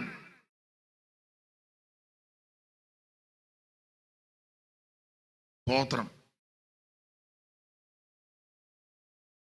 ഭർത്താവിനെ ഭീഷണിപ്പെടുത്തി, നീ എനിക്ക് പിള്ളേരെ തന്നില്ലേ ചാവുമെന്ന്. യാക്കോബ് പറഞ്ഞു, അയ്യോ നീ എന്തോ അബദ്ധമാ പറയുന്നത്. എടി മക്കളെ ദൈവം തരുന്നതല്ലേ, ദൈവത്തോട് പ്രാർത്ഥിക്കും. പിടിവാശി, അഹങ്കാരം. എന്തായാലും മരണസമയത്ത് ഇതെല്ലാം ഏറ്റു പറഞ്ഞു, കർത്താവേ ക്ഷമിക്കണം, ഞാൻ മരിക്കാൻ പോവാ, എൻ്റെ കുഞ്ഞുങ്ങൾക്ക് അവകാശമൊന്നുമില്ല, കുഞ്ഞുങ്ങൾ നശിക്കരുത്, എന്നോട് പൊറുക്കണം, എന്നോട് മാപ്പാക്കണം. ഞാൻ ഒത്തിരി വിഷയങ്ങളിൽ അപാകതയുണ്ട്. ഭർത്താവിനെ ഉപദ്രവിച്ചിട്ടുണ്ട്, പീഡിപ്പിച്ചിട്ടുണ്ട്, ഭീഷണിപ്പെടുത്തി, അഹങ്കാരം ഉണ്ടായിരുന്നു, നിഗളം ഉണ്ടായിരുന്നു, മരുക്കമില്ലാത്ത പശുക്കിടാവ, ചേട്ടത്തിയോട് ഗുസ്തി നടത്തിയിട്ടുണ്ട്, ഒത്തിരി തെറ്റുകളുണ്ട്. ചാകാൻ പോവാ, ക്ഷമിക്കണം, മനഃപൂർവ്വമായിട്ട് ക്ഷമിക്കണം, എൻ്റെ കുഞ്ഞുങ്ങളെ കൈവിടരുത്. മൂത്തവൻ 9 വയസ്സ്, ഇതാണ്ട് ചോരക്കുഞ്ഞ, ഞാൻ ചാകാൻ പോവാ, തള്ളിക്കളയരുത്. അന്നേരം യിരെമ്യാ പ്രവാചകൻ കൊടുത്തിരിക്കുന്ന പദം ഇങ്ങനെ, കരയാതെ കണ്ണുനീരടക്ക്. ഒരു പ്രതിഫലമുണ്ട്. അങ്ങനെ യിരെമ്യാവിൽ വായിക്കുന്നത്, കരയാതെ നിന്റെ കണ്ണുനീര് അടക്കിക്കൊള്ള, നിന്റെ പ്രവൃത്തിക്കും പ്രയത്നത്തിനും ഒരു പ്രതിഫലം ഉണ്ട്. ദൈവത്തിന് മഹത്വം. അതുകൊണ്ട് അവള് മരിച്ചു വഴിയരികെ അടക്കിയെങ്കിലും ഈ പ്രാർത്ഥന സ്വർഗം അങ്ങ് കേട്ടു. അത് മുദ്ര വെച്ച് ദൈവം. അതുകൊണ്ടാ ബെന്യാമിൻ ഗോത്രത്തിൽ നിന്ന് ഒരുത്തനെ ആദ്യം രാജാവാക്കി കൊണ്ടുവന്ന്. അതുകൊണ്ട് ഞാനൊരു കാര്യം പറയാം, കരയുന്ന മാതാക്കളുടെ കണ്ണുനീര് ദൈവം തുരുത്തിയിലാക്കി വയ്ക്കും. നിങ്ങളുടെ കുഞ്ഞുങ്ങൾക്ക് വേണ്ടി നിങ്ങൾ ആരും അറിയാതെ രാത്രിയിലും രാവിലെയും അവസരം കിട്ടുമ്പോഴൊക്കെ ഞരങ്ങി കരഞ്ഞ് പ്രാർത്ഥിക്കുന്ന വിരുദിനകത്ത് ഇരിപ്പുണ്ട്. നിങ്ങളുടെ തലമുറ നശിക്കത്തില്ല, നിങ്ങളുടെ തലമുറ നഷ്ടപ്പെട്ടു പോകത്തില്ല. നിന്റെ സന്തതിയെ ഉയർത്തുന്ന ആദരിക്കുന്ന ഒരു ദൈവമുണ്ട്. ഹല്ലേലൂയ. യഹോവ തരുന്ന അവകാശവും ഉദരബലം ദൈവം തരുന്ന പ്രതിഫലമാ. സന്തതി അധപ്പതിക്കുവാൻ നശിച്ചു പോകാൻ ദൈവം അനുവദിക്കത്തില്ല. നിങ്ങളുടെ തലമുറകളെ ഉയർത്തുന്ന ഒരു ദൈവമുണ്ട്. പിന്നെ ഒരു കാര്യം, വാക്കുകളൊക്കെ വളരെ ശ്രദ്ധിച്ചോണം. ഒത്തിരി ഒന്നും വർത്താനം പറഞ്ഞില്ലേലും പറയുന്നത് വളരെ സൂക്ഷിച്ചും ശ്രദ്ധിച്ചും വേണം. ദൈവത്തിന്റെ മഹത്വം. അപ്പോൾ അതുകൊണ്ട് ബെന്യാമിൻ ഗോത്രത്തിൽ ഒരുത്തനെ രാജാവാക്കി. യഹൂദയിൽ നിന്ന് വരേണ്ടത്, പക്ഷേ യഹൂദയിൽ നിന്ന് വന്നില്ല. യഹൂദയിൽ നിന്ന് തന്നെ വരാഞ്ഞ്. യഹൂദയിൽ നിന്ന് വരാഞ്ഞന്റെ കാര്യം, യഹൂദ ഗോത്രത്തെ കൗലടയൻ കയറി. കൗലടയൻ യഹോവയുടെ സഭയിൽ പ്രവേശിക്കരുത്. അവന്റെ 10 തലമുറ പോലും ഒരു നാളും കയറരുത്. യഹൂദ ഗോത്രത്തിൽ കൗലടയൻ കയറാൻ കാര്യം നിങ്ങൾക്ക് വചനം അറിയാം. ഉൽപ്പത്തി വായിക്കണ്ട, 38-ാം അധ്യായം പഠിക്കുമ്പോൾ, അക്കാലത്ത് യഹൂദ സഹോദരന്മാരെ വിട്ട് ഹീരാം എന്ന പേരുള്ള അദുല്യാമിന്റെ അടുക്കൽ ചെന്ന് ശൂവ എന്ന പേരുള്ള ഒരുത്തന്റെ മോളെ കെട്ടി 3 പിള്ളേര് ജനിച്ചു. ഏർ, ഓനാൻ, ശേല. ഏർ പ്രായമായപ്പോൾ തിമ്മിനക്കാരി പെൺകുട്ടി താമാറിനെ കെട്ടി. അവൻ മരിച്ചപ്പോൾ അവന്റെ അനിയൻ ഓനാൻ ദേവരധർമ്മം അനുസരിച്ച് കെട്ടി, അവനും മരിച്ചു. പിന്നെ ഒരുത്തൻ ശേലായ, അവൻ അന്ന് പ്രായമായിട്ടും ഇല്ല. അപ്പോൾ മരുമകളോട് യഹൂദ പറഞ്ഞു, വീട്ടിൽ പൊക്കൂ, അവൻ പ്രായമാകുമ്പോൾ യവനെയും കൊണ്ട് നിനക്ക് തന്നെ, ഏതായാലും നീ 2 കൊന്നേച്ച് നിൽക്കുക, നിനക്ക് തന്നെ തന്നേക്കാന്ന് പറഞ്ഞു. ഇവള് വീട്ടിൽ പോയി വൈദവ്യ വസ്ത്രമൊക്കെ ധരിച്ച് നിൽക്കുക. എന്നാൽ സമയമായിട്ട് യഹൂദ ഈ ശേലായ ഇവക്ക് ഭർത്താവായിട്ട് കൊടുത്തില്ല. അവൻ പ്രായമാകുമ്പോൾ കല്യാണം കഴിപ്പിക്കാന്നാ പറഞ്ഞ, പ്രായമായിട്ടും പുള്ളി കൊടുത്തില്ല. അങ്ങനെ 38-ന്റെ 14 വായിച്ചേ. 38:14. ശേല പ്രാപ്തിയായിട്ടും തന്നെ അവന് ഭാര്യയായിട്ട് കൊടുത്തില്ല എന്ന് വൈദവ്യ വസ്ത്രം. ശേലാപ്രാപ്തിയായിട്ട് തന്നെ അവന് ഭാര്യയായിട്ട് കൊടുത്തില്ല എന്ന് അവൾ കണ്ടിട്ട് വൈദവ്യ വസ്ത്രം മാറ്റിവെച്ച് തിമ്മിനയ്ക്ക് പോകുന്ന വഴിയരികെ എനയും പട്ടണത്തിന്റെ ഗോപുരത്തിന്റെ വാതിൽക്കൽ നിന്ന് യഹൂദ ആടുകട രോമം കത്തിരിക്കാൻ പോയിട്ട് തിരിച്ചു വരുമ്പോൾ ആളറിയാതെ താമാറിന്റെ അടുക്ക വന്ന് പെട്ട് ഇവൾ അവനുമായിട്ട് കൽപ്പനാലംഘനത്തിൽ അകപ്പെട്ടു. ലംഘനത്തിൽ അകപ്പെട്ടപ്പോൾ അകപ്പെടുന്നതിന് മുന്നേ ചോദിച്ചു, എനിക്ക് ആട്ടുംകുട്ടിയെ തരാൻ പറഞ്ഞു. ഇവള് എൻ്റെ ആട്ടുംകുട്ടിയില്ല, അപ്പൊ പിന്നെ എന്തേലും പണയസാധനം തരാൻ പറഞ്ഞു. 3 പണയസാധനങ്ങൾ കൊടുത്തു. ചരട്, മുദ്രമോതിരം, വടി, ഇത് 3 പണയം കൊടുത്ത് പാപം ചെയ്തു. യഹൂദ തന്റെ വഴിക്ക് പോയി, യവൾ അവിടെ വഴിക്കും പോയി. ചുരുക്കി പറഞ്ഞാൽ നാളുകൾ കഴിഞ്ഞപ്പോൾ താമാർ കൽപ്പനാലംഘനത്തിൽ അകപ്പെട്ട് ഗർഭവതിയായെന്ന് നാട് മുഴുവൻ അറിഞ്ഞു. അപ്പോൾ താമാറിനെ കൊണ്ടുവന്ന് സദസ്സ് നിർത്തി എല്ലാവരും ഇവളെ കുറ്റം ചുമത്തി കല്ലെറിഞ്ഞ് കൊല്ലാൻ നേരത്ത് അവള് പറഞ്ഞു, ഞാൻ പാപം ചെയ്തു ശരിയാ, തെറ്റുപറ്റി ശരിയാ, പക്ഷേ ഇതിന്റെ എല്ലാം ഉടമസ്ഥനാ ഞാനുമായിട്ട് പാപം ചെയ്തവൻ. ഈ മോതിരച്ചരടും മുദ്രമോതിരം വടിയും കൊണ്ടെടുത്ത് നിരത്തി വെച്ചു. യഹൂദയുടെ ആകെ വാള് വെട്ടി. അപ്പൊ യഹൂദ പറഞ്ഞൊരു കാര്യമുണ്ട്, അവൾ എന്നിലെ നീതിയുള്ളവളാണ്. ഞാൻ പറയട്ടെ, നമുക്ക് തോന്നും നമ്മളാ നീതിമാന്മാരെന്നല്ല. ചില സഭയിലൊക്കെ ചിലരുടെ ആൾക്കാരുടെ ഇരിപ്പൊക്കെ കാണണം, ഞാനാണിപ്പോൾ ഉള്ളതിൽ ഏറ്റവും നല്ല വിശുദ്ധൻ. ഈ സഭയിലെ നമ്പർ 1 ഞാനാണ്, എന്നെ കൂടാതെ ഒരു വിശുദ്ധൻ ഈ സഭയെ ദൈവം തമ്പുരാൻ നോക്കി ചിരിക്കുക. സ്തോത്രം. അല്ല, നമുക്ക് അങ്ങനെ ചിന്തകളുണ്ട്. വീട്ടിലാന്നേലും ഈ വീട്ടിൽ പ്രാർത്ഥിക്കുന്നതും വിശുദ്ധ ജീവിതം നയിക്കുന്ന ഞാനാ, ഈ സഭയിലാണെങ്കിലും ഞാനാ, ഈ ദേശത്താന്നേലും ഞാൻ. അങ്ങനെയൊക്കെ ചില ആൾക്കാർക്ക് ഈ ആത്മീക ലോകത്തും ചിലർക്ക് അങ്ങനത്തെ ചില ചിന്തകളുണ്ട്. ഞങ്ങളാണ് പെന്തിക്കോസിൽ നമ്പർ 1, ഞങ്ങളെ വെല്ലാൻ വേറെ ആരും. അവരോട് നിങ്ങൾ സംസാരിക്കാൻ തന്നെ അവർക്ക് വിശുദ്ധി അങ്ങ് കയറിയിട്ടെ. നമ്മളേക്കാ പ്രൈസ് ദി ലോർഡ്, എന്തോ ഉണ്ട്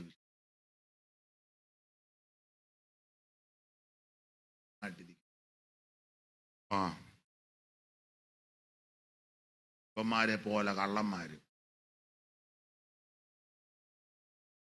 ചിലർക്ക് കൈ കൊടുക്കുന്നത് തന്നെ നിങ്ങൾ ശ്രദ്ധിച്ചിട്ടുണ്ടോ? കൈ കൊടുക്കുക, ക്ഷയിക്കാനെന്നാ പറയുന്നത്, കൊടുക്കുകയല്ല. രണ്ടുപേരില്ല. അങ്ങനെയുള്ള ഒത്തിരി ആൾക്കാരുണ്ട്. ഇവർക്കങ്ങ് തോന്നുക ഞങ്ങളാ വിശുദ്ധര്, ഞങ്ങളെ പോലൊരു വിശുദ്ധര് വേറെ ആരും. ഞാനൊരു കാര്യം പറയാം, നമ്മൾ തന്നെ ഇരിക്കുമ്പോൾ ചിന്തിക്കണം, നമ്മൾ വിശുദ്ധരാന്നോ ഇല്ല. എല്ലാവരുടെ കൂടുമ്പോൾ നമുക്ക് പുറംപൂച്ചിലൊക്കെ നിൽക്കാം.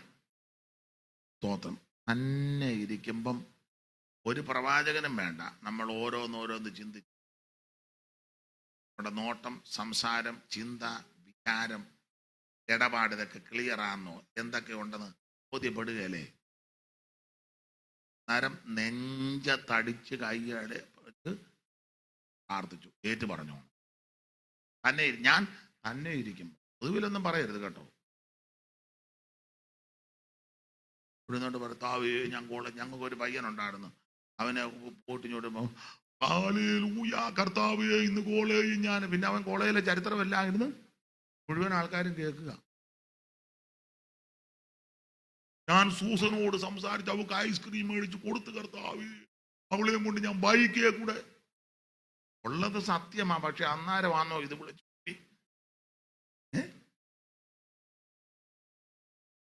അവൻ നിഷ്കളങ്കതയോടെ പറയുക.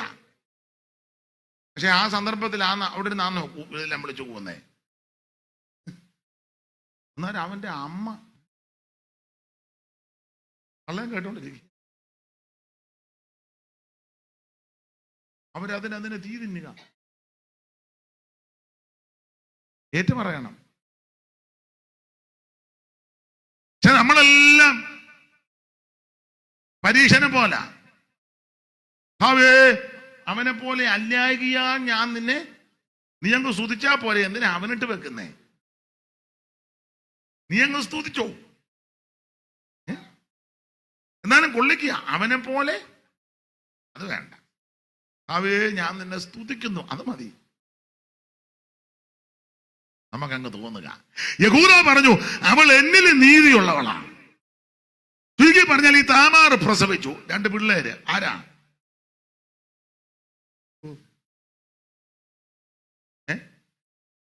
തോമാച്ചനും ചാക്കോച്ചനും.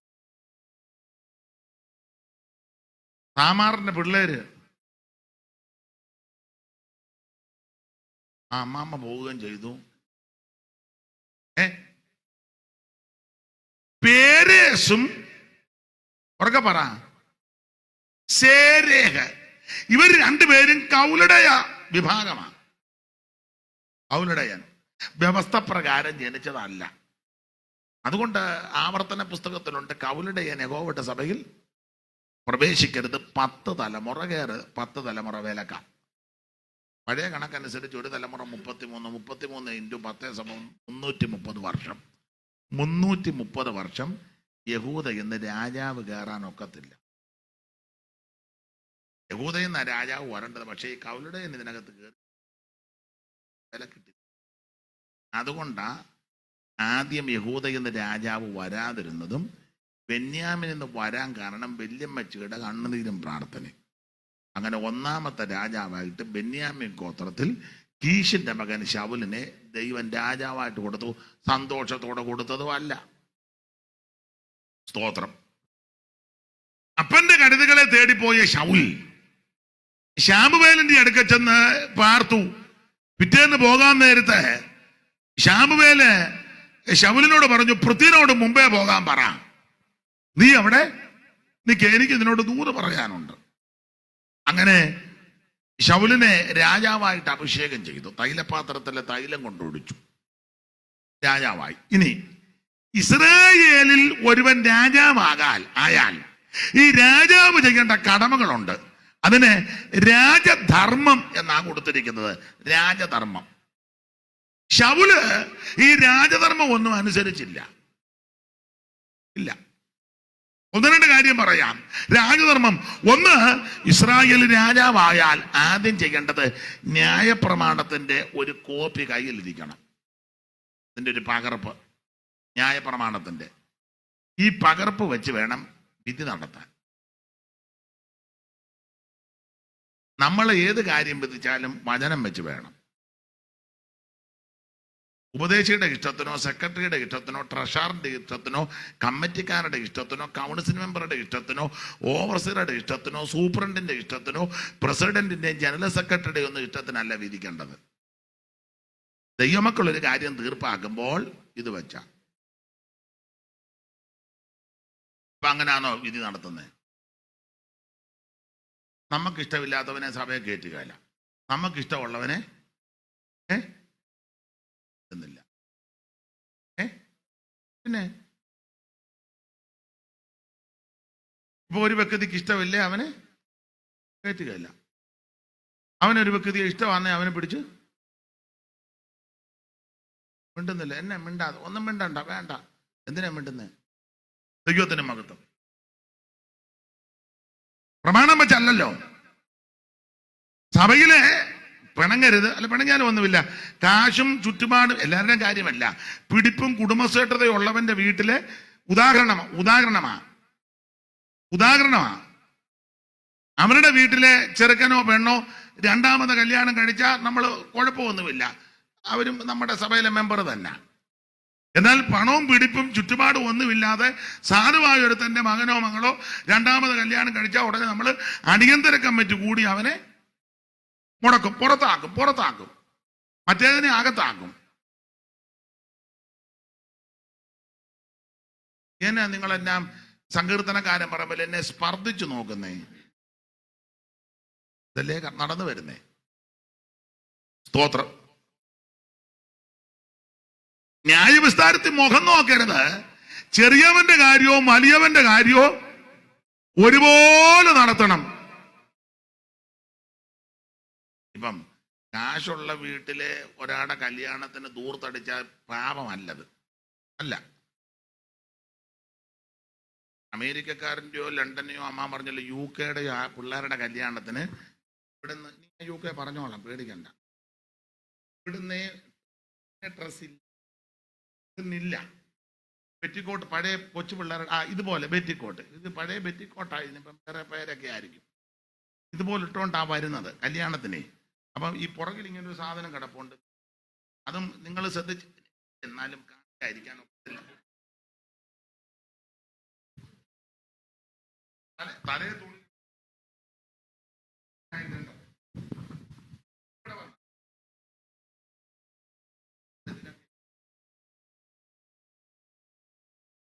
മൂടുപടം കല്യാണത്തിനാന്നേലും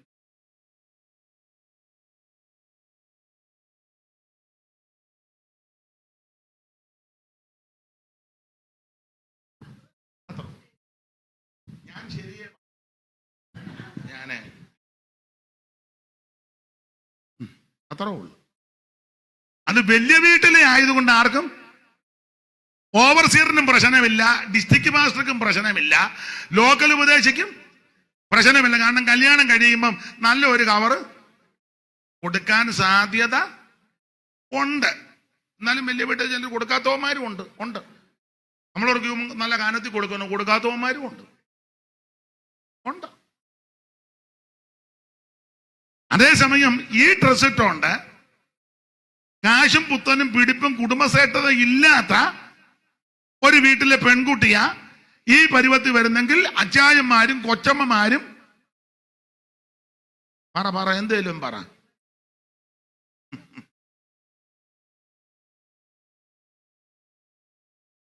അന്നേരം ഡിസ്ട്രിക്ട് പാസ്റ്റർക്ക് പ്രമാണം കയറും. ജോർജ് കുട്ടി, ഞാൻ ഈ കല്യാണം നീ പിന്നെ മറ്റേത് നടത്തിയതോ?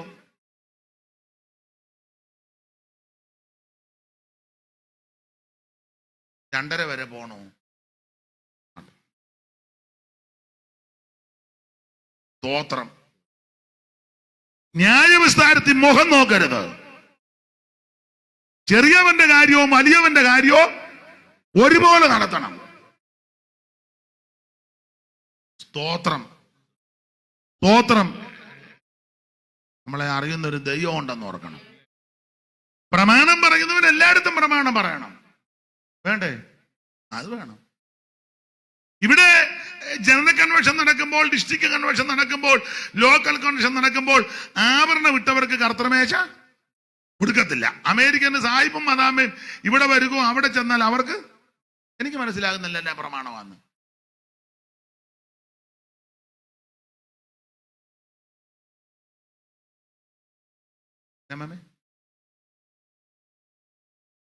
വേറൊരു സുവിശേഷം അങ്ങനെ ഉണ്ട്. ഇവിടെ ഭയങ്കര പ്രമാണമാ. വിമാനത്തെ കയറി അവിടെ ഇറങ്ങിയപ്പം ഈ ബൈബിള് തന്നെയല്ലേ അവിടെയും. അപ്പം വാദമുള്ളിടത്തേ കോച്ചെന്നുള്ളു. സ്തോത്രം. വിട്ടേക്കാം, വെറുതെ എന്തിനാ ആലോചിക്കുക. നിങ്ങൾ ഓർക്കുക, നല്ല അന്തരീക്ഷമായിരുന്നു ഇന്നലെ വൈകിട്ടും ഇന്നലെ പകലും. അയാൾ വന്നത് മുഴുവൻ തല്ലിക്കെടുത്തിയാച്ചാ പോയത്. പിന്നെ ഇടയ്ക്കങ്ങ് പോകണമെന്നുണ്ടായിരുന്നു. പിന്നെ അയാൾ ബോധം വിവരം ഉള്ളവനല്ല, എഴുന്നേറ്റ് പോയാൽ വല്ലതും പറയുമല്ലോ ഓർത്ത് അങ്ങ് ഇരുന്നതാ. എല്ലാവരും പറഞ്ഞ അയാൾക്ക് യാതൊരു വിവരം ഉള്ളവനല്ല. സ്തോത്രം. അമ്മാമ എഴുന്നേറ്റ് പോരുത്, എഴുന്നേറ്റ് പോയ ആൾ എന്തേലുമൊക്കെ വിളിച്ചു പറയാം. ഞങ്ങൾ അങ്ങ് ഇരുന്ന് കൊടുത്തത്. അത് നിങ്ങൾ പിന്നെ പറയുമെന്ന് എനിക്ക് നിങ്ങളുടെ ഇരിപ്പ് കാണുമ്പോൾ അറിയാം. ആട്ടെ, നമുക്ക് മടങ്ങി വരാം. ഇസ്രായേലിൽ ഒരുവൻ രാജാവായാൽ രാജാവ് ചെയ്യേണ്ട കടമകളുണ്ട്. അത് രാജധർമ്മമാണ്. ഒന്ന്, ന്യായപ്രമാണത്തിന്റെ കോപ്പി സൂക്ഷിക്കണം. രണ്ട്, സഹോദരന്മാർക്ക് വിരോധമായിട്ട് ഹൃദയം അഹങ്കരിച്ച് പൊങ്ങരുത്. മൂന്ന്, പിള്ളേര് വല്ലതും ഉണ്ടെങ്കിൽ പിള്ളേർക്ക് ഉപദേശം പറഞ്ഞു കൊടുത്ത് പിള്ളേര് ഉപദേശത്തിൽ വളർത്തണം. അങ്ങനെ ചെയ്താൽ നിന്റെ രാജത്വം നിലനിൽക്കും. രാജധർമ്മം വായിച്ച് കേൾപ്പിക്കണം. ശൗല് ഈ രാജധർമ്മം ഒന്നും അനുസരിച്ചില്ല. ഇല്ല. അതുകൊണ്ട് എന്തോ പറ്റി? ശൗല് മരിച്ചതൊരു നല്ല മരണമല്ല. ശൗലിന്റെ മരണം ഒരു ദാരുണ മരണമാണ്. അതുകൊണ്ടാണ് ശൗല് മരിച്ചപ്പോൾ ദാവീദ് പാടി, നീ ദേശത്തെ നടുക്കി ഭിന്നിപ്പിച്ചിരിക്കുന്നു എന്ന് പറഞ്ഞാൽ ശൗലിന്റെ മരണം നടന്നപ്പോൾ ദേശം നടുങ്ങി. കാരണം ഇസ്രായേലിലെ എല്ലാ പുരുഷന്മാരെയും നിർത്തിയാൽ തോൾപ്പക്കമുള്ളവനാ ശൗല്. മരിച്ചത് വല്ലാത്ത മരണമാണ്. മാത്രമല്ല, 2 ബെന്യാമീൻ ഗോത്രത്തിൽപ്പെട്ടവനാ, കുറഞ്ഞ ആളല്ല. 3 കാശുള്ള വീട്ടിലെ കീശിന്റെ മോനാ. സ്തോത്രം. 4 നല്ല ഫിഗറാ ശൗലിനെ കാണാൻ. സ്തോത്രം. നല്ല കുടുംബശ്രേഷ്ഠതയുള്ള ആളാ, മിടുമിടുക്കനാ. 5 അഭിഷേകമൊക്കെ പ്രാപിച്ചതാ. 6 പ്രവചിച്ചതാ. സ്തോത്രം. സ്തോത്രം. 7 പ്രാരംഭ സമയമൊക്കെ ജയമെടുത്ത ആളാ. ഫെലിസ്തീനെ ഒതുക്കി ജയമെടുത്തവനാ. പക്ഷെ മരണം ധാരണ മരണമാണ്. ആ മരണത്തോടു കൂടി ദേശം നടുങ്ങി. സങ്കീർത്തനക്കാരൻ പാടുക, നീ ദേശത്തെ നടുക്കി ഭിന്നിപ്പിച്ചു. ദൈവമേ, അതിന്റെ ഭിന്നങ്ങളെ ഒന്ന് നന്നാക്കി തരണം. ഞാൻ എപ്പോഴും പറയും, നിങ്ങൾക്ക് വചനത്തിൽ തിട്ടമുണ്ട്. ശൗൽ എങ്ങനെയാ മരിച്ചേ? സഹോദരിമാര് പറ.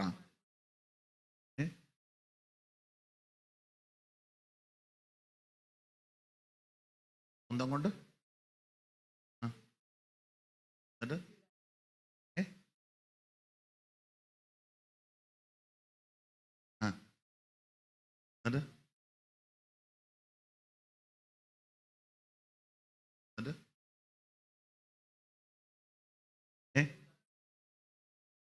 വാള പിടിച്ച് വാള വീണ് മരിച്ചോ?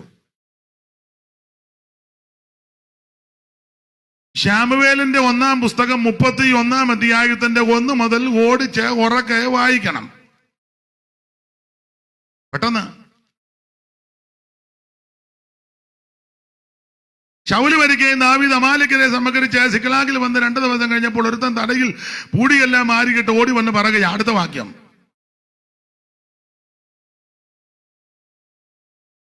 ദാവീദിന്റെ അടുക്കലെത്തി നാട്ടാങ്കം വീണ് അവനോട്, നീ എവിടെ നിന്ന് വരുന്നു ചോദിച്ചു. ഞാൻ ഇസ്രായേൽ പാളയത്തിൽ നിന്ന് ഓടിപ്പോരുക എന്ന് ഉത്തരം പറഞ്ഞു. അടുത്ത വാക്യം. കാര്യം എന്തായി പറക എന്ന് പറഞ്ഞതിന് അവൻ പറഞ്ഞത്, ജനം പടകിൽ തോറ്റോടി അനേകര് പടകിൽ പട്ടുപോയി, ശൗലും അവന്റെ മകൻ യോനാഥാനും വായിച്ചു. അല്ലല്ല, 31 അധ്യായം വായിക്ക്. എന്നാൽ ഫെലിസ്ത്യരെ ഇസ്രായേലിനോട് യുദ്ധം ചെയ്തു. ഗിൽബോവ പർവ്വതത്തിൽ നിഹതന്മാരായി വീണു. അടുത്ത വാക്യം, ഫെലിസ്ത്യരെ ശൗലിനെയും അവന്റെ പുത്രന്മാരെയും പിന്തുടർന്നു ചെന്നു. ഫെലിസ്ത്യരെ ശൗലിന്റെ പുത്രന്മാരാകുന്ന യോനാഥാൻ, അബീനാദാബ്, മൽക്കീശുവ എന്നിവരെ വാളിന്റെ വായ്ത്തലേക്ക് വെട്ടിക്കൊന്നു. അടുത്തത്, എന്നാൽ പട ശൗലിന്റെ നേരെ ഏറ്റവും മുറുകി, വില്ലാളികളിൽ അവന് തെറ്റിവെച്ചു. വില്ലാളികളാൽ അവൻ വിഷമത്തിലായി. ശൗൽ തന്റെ ആയുധവാഹകനോട്, ഈ അഗ്രജനങ്ങൾ വന്ന് എന്നെ കുത്തിക്കളയും, അപമാനിക്കാതിരിക്കാൻ ചെയ്യേണ്ടതിന് നിന്റെ വാളൂരി എന്നെ കുത്തുക എന്ന് പറഞ്ഞു. ആയുധവാഹകൻ ഏറ്റവും ഭയപ്പെട്ടത് കൊണ്ട് അവന് മനസ്സ് വന്നില്ല. അതുകൊണ്ട് ശൗൽ ഒരു വാൾ പിടിച്ച് അതിന്മേൽ വീണു. അടുത്തത്, ശൗൽ മരിച്ചുവെന്ന് അവന്റെ ആയുധവാഹകൻ. അപ്പൊ ഈ ഭാഗം പഠിക്കുമ്പോ ശൗൽ എങ്ങനെ മരിച്ചെന്ന് തോന്നും? വാൾ പിടിച്ച് വാളിന്മേൽ വീണ് മരിച്ചെന്ന് തോന്നും. അങ്ങനല്ല. അങ്ങനാണോ അവിടെ എഴുതിയേക്കുന്നേ? അല്ല, ശൗലൊരു വാൾ പിടിച്ച് അപ്പൊ ഈ ഭാഗം വായിക്കുമ്പോ എങ്ങനെയാ മരിച്ചെന്ന് തോന്നുന്നേ? വാളിൽ വീണ് മരിച്ചത് എങ്ങനെയാണ? മരിച്ചു, അത് നമ്മൾ കുറെ നേരമായിട്ട് മരിച്ചെന്ന് പറയുന്നുണ്ടല്ലോ.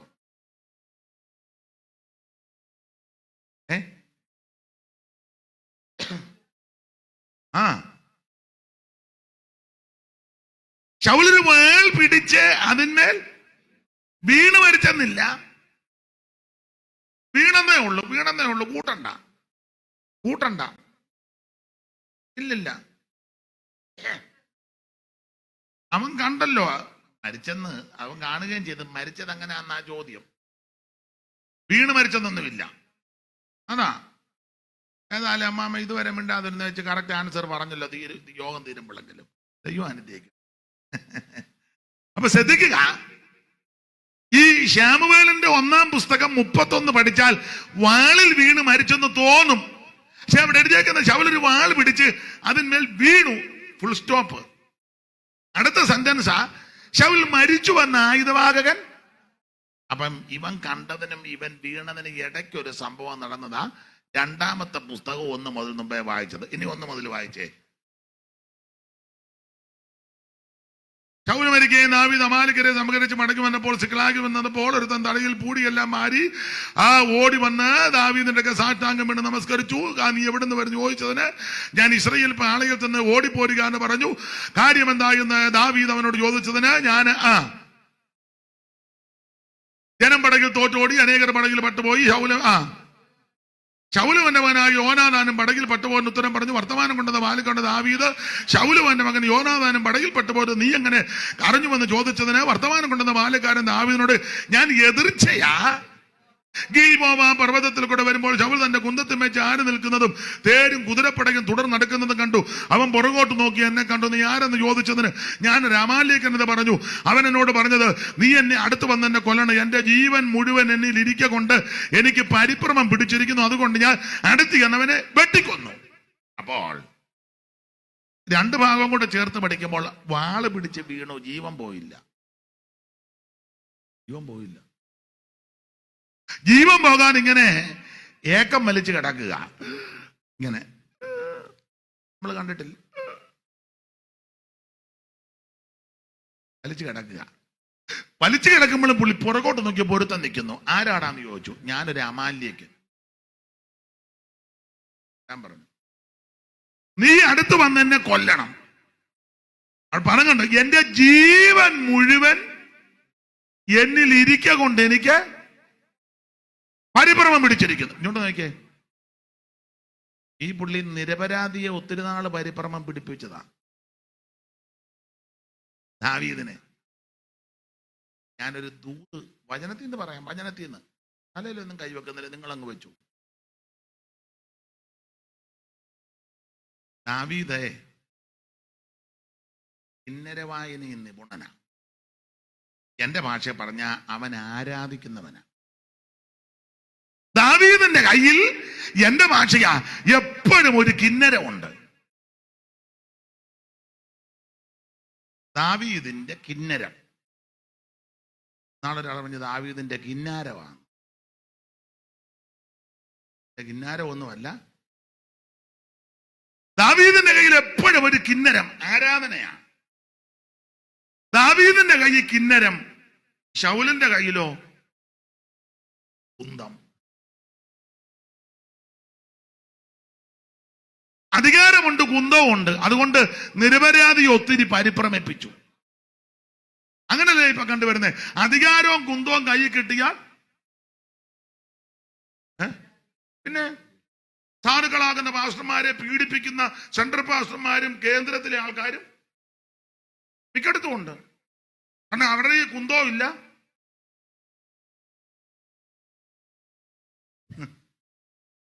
അല്ല, സഭകളിലും അങ്ങനെ കാശുള്ള അച്ചായൻ, പിടിപ്പുള്ള അച്ചായൻ സാധുക്കളെ എല്ലാ മേഖലയിലും ഉണ്ട്. എന്നാൽ നല്ല മനുഷ്യരും ഉണ്ട്. കാശും ചുറ്റുപാടും ധാരാളം ഉണ്ടായിട്ടും വിനയത്തോടെ, താഴ്മയോടെ, എളിമയോടെ ജീവിക്കുന്നവരെ എനിക്കറിയാം. വിരളമാന്നേ ഉള്ളൂ, പക്ഷെ ഉണ്ട്. ദൈവത്തിന് മഹത്വം. കാശിന്റെ പത്രാസോ കുടുംബത്തിന്റെ പത്രാസോ ഒന്നും കാണിക്കുകയല്ല. വളരെ വിനയമായിട്ട്. ഞാൻ പോയി പ്രാർത്ഥിക്കുന്ന ഒരു വീടുണ്ട്, വലിയ വീടാ. മാനുഷികമായിട്ട് അവിടെ ചെല്ലാനൊന്നും നമുക്ക് യോഗ്യതയുള്ളതല്ല. എനിക്ക് തോന്നുന്നാണ്ട് 10-22,000 സ്ക്വയർ ഫീറ്റാ വീട്. ആട്ടെ, എല്ലാം പറയുന്നില്ല. അവരും ഓൺലൈനിൽ കാണും. ചിലപ്പോൾ പറയും എന്തിനാ ഭാഷ അതൊക്കെ പറയുന്നത്, പിന്നെ ചെല്ലും പറ്റും. അതുകൊണ്ടാ അവർക്കത് ഇഷ്ടമല്ല. ഭയങ്കരം. പക്ഷെ അവരുടെ ആ വിനയവും താഴ്മയും, കുഞ്ഞുങ്ങൾ നല്ല സ്വഭാവം, വളരെ വിനയം. അങ്ങനെയുള്ളവരും ഉണ്ട്. ഒരു കൂറ ഇല്ലാത്തവനും അഹങ്കരിക്കുന്നത് ഉണ്ടോന്നോ? ഞാനെപ്പോഴും പറയാം, നമ്മൾ ചില സഭയിലൊക്കെ ചെല്ലുമ്പോൾ ഇങ്ങനെ ഇരിക്കും. നമ്മൾ പറയോ പാവം, ഒരു പാവമില്ല, ഇവള് കപ്പലേന്ന് ആടി പ്ലെയിനെ കയറുന്നവളാ. ഇപ്പൊ പരുവക്കേടായതുകൊണ്ട്, ഇപ്പൊ കാശില്ല, ചുറ്റുപാടില്ല, വലിയ സമ്പത്തൊന്നും ഇല്ലാത്തതുകൊണ്ട് ഇങ്ങനെ പമ്മി ഇരിക്കുക. ഇല്ലേ ഓടിപ്പോകുന്ന കപ്പലേന്ന് ഇവള് പറന്നു പോകുന്ന പ്ലെയിനെ കാടി അത്രയ്ക്ക്. പിന്നെ ഇപ്പൊ ഇച്ചിരി പരുവക്കേടായതുകൊണ്ട് നമ്മുടെ ഇടയിൽ ഇങ്ങനെ വന്ന് പമ്മി. അപ്പോ അയ്യോ, ചില സഹോദരന്മാരും അങ്ങനെ തന്നെ. ഇപ്പൊ ഇരിക്കുമ്പോൾ നമ്മൾ ഓർക്കും ഇവൻ പാവത്താനൊന്നുമല്ല, ഇച്ചിരി ക്ഷീണമായതുകൊണ്ട് ഇവനിങ്ങനെ പമ്മി ഇരിക്കുക. ഇവന്റെ കയ്യിലോട്ട് ഇച്ചിരി കിട്ടട്ടെ, അന്നാലും താന് നിറം. പിന്നെ എത്ര തെളിവ് തരാം.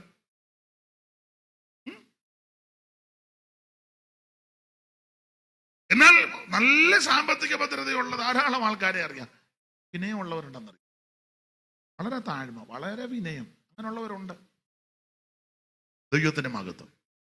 അവിടെ നമുക്ക് ആ വിഷയം വിട്ടേക്കാം. ദൈവത്തിന്റെ മഹത്വം. അതിലെപ്പോഴും കുന്തമാണ്. ദാവീദിനെ എപ്പോ കണ്ടാലും ഭിത്തിയോട് ചേർത്ത് എന്ത് ഉപദ്രവിച്ചു. അന്നേരമെല്ലാം ഒഴിഞ്ഞു മാറുക. ഒഴിഞ്ഞു മാറിക്കോണം. അതാ നമുക്ക് വിജയം. നേരെ ചെല്ലരുത്. തുണയുണ്ടേ കാണിക്കടാ, ഞാൻ ആരാന്ന് നിനക്ക് ഈ കുമ്പഴയിൽ അന്വേഷിക്കണം, ജോയിക്കുട്ടി ആരാന്ന്. വേണ്ട, നിനക്ക് എന്നെ അറിയത്തില്ല, ഞാനിങ്ങനെ പമ്മിയിരിക്കുന്നെങ്കിലും എന്നെ അമ്മാമ്മയുടെ ഹെൽപ്പിങ്ങോ. കുട്ടി ഞാൻ ആരാന്നറിയാമോ ഇങ്ങനെ ഇരിക്കുന്നേ? ഞാൻ ഇവിടെ ഒന്നും ഇരിക്കേണ്ട ആളെ.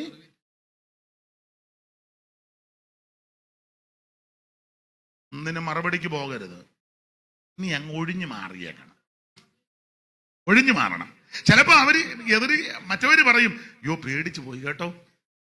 ഇപ്പോഴത്തെ ചില ഫാഷനല്ലോ, ഷെഡ് കയറി ചെടി കയറി തോറ്റ് കേട്ടോ, ഡൗണായി, അങ്ങനെ പറയട്ടെ. പക്ഷേ നിന്നെ ആദരിക്കുന്ന ഒരു ദിവസമുണ്ട്. അങ്ങനെയൊക്കെ ഉപദ്രവിച്ച് പീഡിപ്പിച്ച ശൗല് തേണ്ടി ഇപ്പൊ പരിഭ്രമിച്ച് കിടക്കുന്ന കുന്തത്തെ പറയാ, എന്റെ ജീവൻ മുഴുവൻ എനിക്ക് ഇരിക്കുകൊണ്ട് എനിക്ക് പരിഭ്രമം പിടിച്ചെന്ന്. ഇന്ന് വരെ കിന്നരം എടുത്തിട്ടില്ലല്ലോ, മുഴുവൻ കുന്തമല്ലേ. ദാവീദ് അന്നേരം കിന്നരം വായിക്കുക. ഒടുവിൽ അമാലേക്കൻ വന്ന് വെട്ടിക്കൊന്നു. അവിടെ വായിക്കുന്നത് എതിർച്ചയ എന്നൊരു പദമുണ്ട്, ഇല്ലേ മാമേ?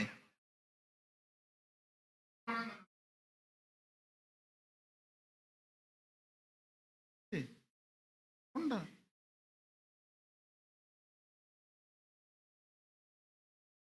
തന്നെ വായിക്കുക, ഉറക്കെ വായിക്കാൻ.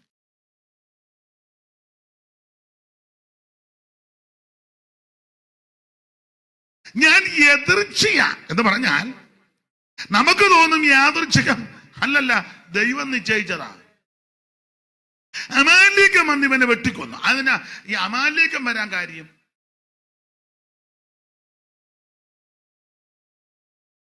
വേറെ ആരൊക്കെ ഉണ്ടായിരുന്നു ആ രാജ്യത്ത്? എത്രയോ പേര്. നീ അമാലേക്കൻ തന്നെ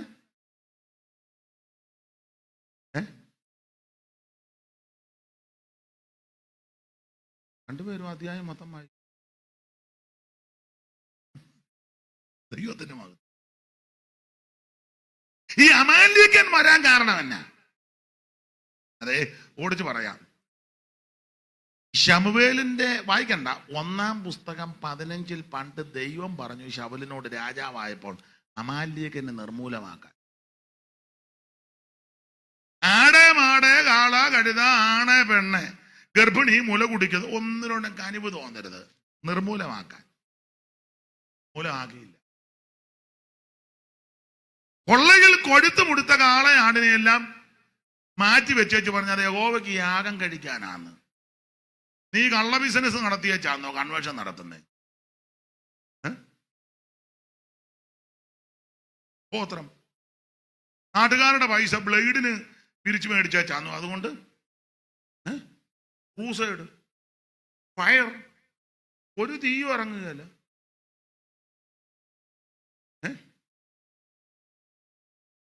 സ്തോത്രം. സഹോദരനും സഹോദരിക്കും കൊടുക്കാനുള്ള വസ്തു ഓഹരിയും കൊടുക്കാതെ കള്ളയൊപ്പിട്ട് ചതിച്ചു വാങ്ങിച്ചേച്ച് അതിൽ നിന്ന് 10 സെന്റ് സഭയ്ക്ക്.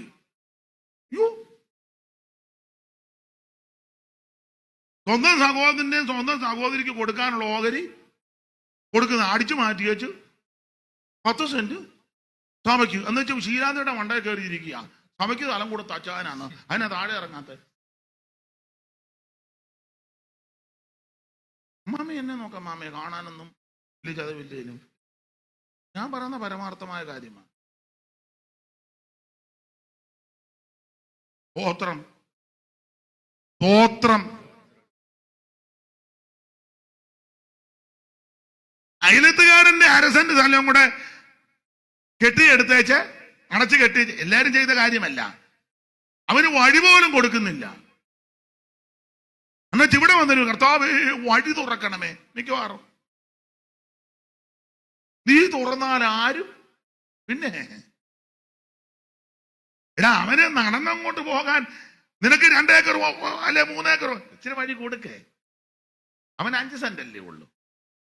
അവൻ വെള്ളവും കോരിക്കൊണ്ട് ആ റോഡിൽ നിന്ന് ഇവിടം വരെ നടക്കണ്ടേ? നീ ഇച്ചിരി വഴി കൊടുക്കേ. നിനക്ക് 2-3 ഏക്കർ ഉണ്ടല്ലോ, വേറെ എസ്റ്റേറ്റും ഉണ്ടല്ലോ, റബ്ബർ തോട്ടം വേറെ ഉണ്ടല്ലോ. ഇല്ലായ്മക്കാരനല്ലല്ലോ. എന്നാ 2:30 വരെ പോണോ? ആയിക്കോട്ടെ, 3 ആയാലും കൂടെ. ഇതിപ്പം ട്രെയിനിന്റെ ടൈം പറയുമ്പോൾ ആണല്ലോ. സ്തോത്രം. പുള്ളി പറഞ്ഞതുപോലെ ആണല്ലേ ഇപ്പൊ പറയുന്നത്. ദൈവത്തിന് മഹത്വം. അല്ലെ, എല്ലാവർക്കും ഒന്നും ഇത് ഇഷ്ടമല്ല കേട്ടോ.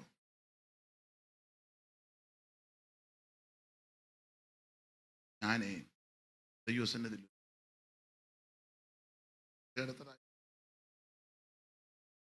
ഒരുത്തന്റെ മുഖം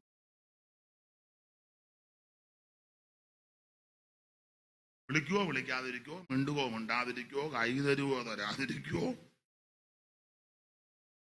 എന്നോടൊരാൾ പറഞ്ഞ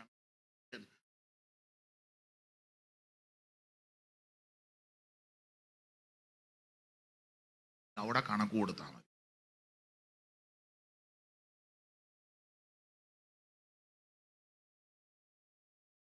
ദൈവത്തിന് മഹത്വം.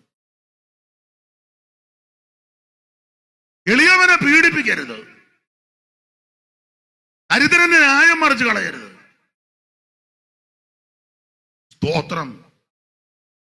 ഇതല്ലേ ഇന്ന് നടക്കുന്ന മുഴുവൻ ഇതല്ലേ. നേതാക്കന്മാരോട് ഒട്ടു നിന്ന് ഓച്ചാന്ന് പറഞ്ഞാൽ നല്ല സഭ കൊടുക്കും.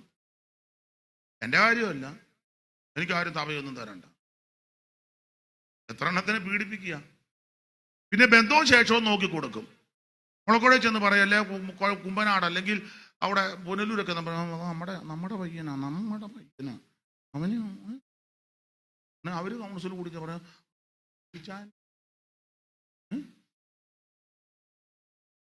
കോച്ചാന്റെയും പാപ്പച്ചാന്റെയും തങ്കച്ചായന്റെയും ബേബിച്ചായന്റെയും പാപ്പിച്ചായന്റെയും ഒക്കെ ബന്ധം. അവന് നമുക്ക് നല്ല സഭ കൊടുക്കണം.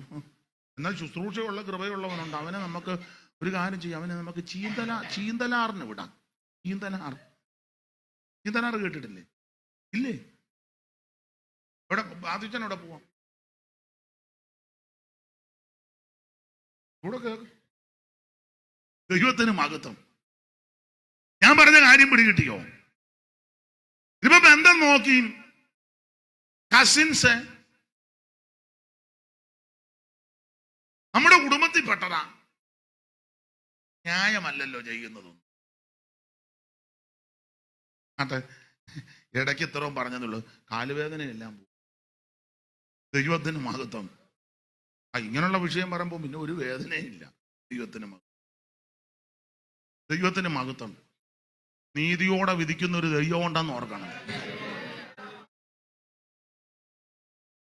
കൊള്ളയിൽ കൊഴുത്ത് മുടുത്തതിനെയല്ല,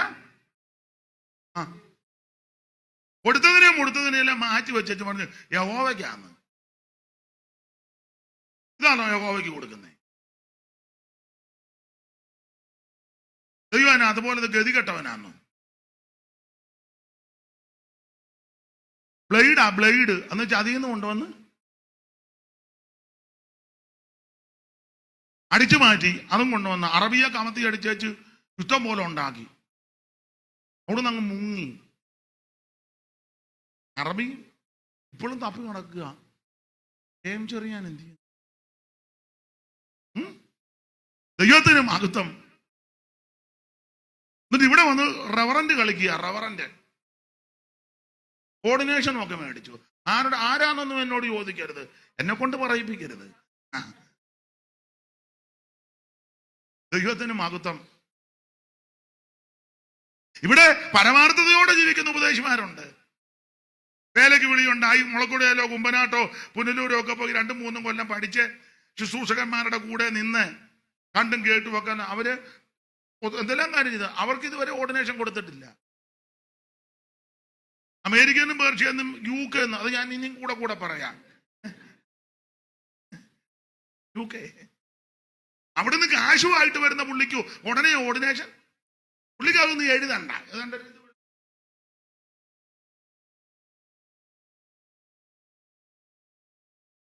അവർക്കത് എഴുതണ്ട. സാധുവായ സഹോദരൻ എഴുതി ഊപ്പാട് വരിക. മറ്റവർക്ക് അതൊന്നും. ദൈവത്തിന് മഹത്വം. അറിയുന്നൊരു ദൈവമുണ്ട്. ആട്ടെ, കൊള്ളയിൽ കൊടുത്തു മുടുത്തതിനെയെല്ലാം മാറ്റി കിട്ടും. ഹോമയിൽ പറയാം, ഇത് യഹോവയ്ക്കാണ്. ആഗാഗിനെ കൊന്നില്ല. ആഗാഗൻ എന്ന് പറഞ്ഞ അമാലേഖന്റെ നേതാവാ. അവനെ കൊന്നില്ല, അവനെ ജീവനോടെ പിടിച്ചു മാറ്റി നിർത്തി. വിസ്തരിക്കുന്നില്ല അധികം. അമാലേഖനെ കൊന്നില്ല, നേതാവിനെ. അപ്പൊ അമാലേഖനെ കൊല്ലാതെ അവനെ ജീവനോടെ പിടിച്ചു മാറ്റി നിർത്തി. എന്തിന്? സംഭവിച്ച എന്നതാ. അതുകൊണ്ട് മാറ്റിവെച്ച അമാലേഖൻ തന്നെ ഒടുവിൽ വെട്ടിക്കൊന്നു. മാറ്റിവെച്ച അമാലേക്കൻ തന്നെ ഇവനെ വെട്ടിക്കൊന്നു. ദൈവത്തിന് മഹത്വം. എതിർച്ചയായെന്ന് പറഞ്ഞെങ്കിൽ എതിർച്ചയല്ല. ശമൂവേലിന്റെ 1-ാം പുസ്തകം 15-ാം അധ്യായത്തിൽ അമാലേക്കിനെ കൊല്ലാതെ വെച്ചോണ്ടിരുന്നത് കൊണ്ട് ദൈവത്തിന് മഹത്വം. വെച്ചോണ്ടിരുന്ന അമാലേക്കൻ തന്നെ ഒടുവിൽ ഇവനെ വെട്ടിക്കൊന്നു. ദാരുണ മരണം. ഞാൻ അധികം വിവരിക്കുന്നില്ല ആ ഭാഗം. അങ്ങനെ ശൗല് മരിച്ചു. എന്നാൽ 2ാമത്തെ രാജാവായിട്ട് ദൈവം ദാവീദിനെ ബോധിച്ച പുരുഷനായി കണ്ടു. ദൈവം ദാവീദിനെ കണ്ടു. ദാവീദ് രാജാവായി കഴിഞ്ഞപ്പോൾ ആ എല്ലാത്തിനും ഓർഡർ ഉണ്ടാകുന്ന ഒരു ക്രമീകരണം. ശൗലിന്റെ കാലത്ത് ക്രമീകരണം ഒന്നുമില്ല. എല്ലാം കുഴഞ്ഞു മറിഞ്ഞു കിടക്കുക. പുള്ളിക്ക് അതിന് നേരമില്ല. പുള്ളിക്കെപ്പോഴും ഇങ്ങനെ എന്താ, മാതള നാരങ്ങ തിന്നണം, മാതളത്തിന്റെ ജ്യൂസ് കുടിക്കണം, അതിന്റെ തോട് തേനിനകത്ത് ചാലിച്ച്, പിന്നെ പുള്ളിക്ക് എപ്പോഴും ഇങ്ങനെ ഊട്ടി, കൊടൈക്കനാല്, പിന്നെ ഇവിടെ അങ്ങനെയുള്ള സ്ഥലങ്ങളിലൊക്കെ ടൂറ് പോകണം. ഇതൊന്നും ഇഷ്ടമല്ല. ഒരു വാക്യം വായിച്ചോ, തെളിവിനൊരു വാക്യം വായിച്ചു, തെളിവ് തരണമല്ലോ. ശമൂവേലിന്റെ 1-ാം പുസ്തകം 14-ാം അധ്യായത്തിന്റെ 1-ാം വാക്യം വായിരും. അത് 2 ശമൂവേലാ അമ്മാമ്മ വായിക്കുന്നത്. 1 ശമൂവേല് 14 വായിക്കണം. ഒരു ദിവസം ശൗലിന്റെ മകൻ യോനാഥാൻ തന്റെ ആയുധവാഹകനോട് വരിക, നാം അങ്ങോട്ട് ഫെലിസ്ത്യന്റെ എന്ന് പറഞ്ഞു. അവൻ അപ്പനോട്, യോനാഥാൻ അപ്പൻ ശൗലിനോട് പറഞ്ഞില്ല. കാരണം എന്നാ ആയിരുന്നു? ശൗല് ഗിബയയുടെ അതിരിങ്കൽ മിക്രോനിലെ പുള്ളി മാതാവാരകം തിന്നോണ്ടിരിക്കുക. സ്തോത്രം.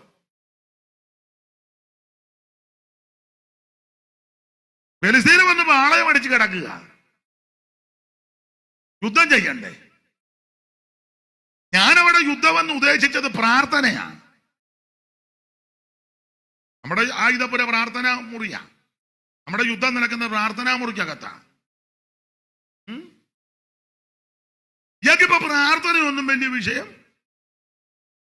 പുള്ളി മിക്രോനിൽ പോയി മാതള നാരകത്തിന്റെ കീഴിലിരുന്ന് മാതളങ്ങായുമൊക്കെ തിന്ന് ജ്യൂസ്, ഷാർജ ഷെയ്ക്ക്,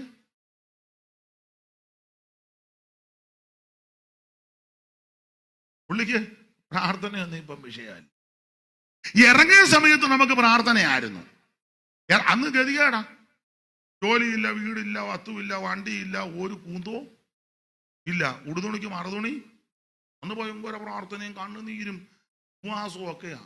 അന്നത്തെ യോഗമൊക്കെ കഴിഞ്ഞ് പകൽ യോഗം കഴിഞ്ഞാൽ പോലും പോകുകയല്ല ചിലര്. നമ്മളിരിക്കും പോകുന്നുണ്ട്.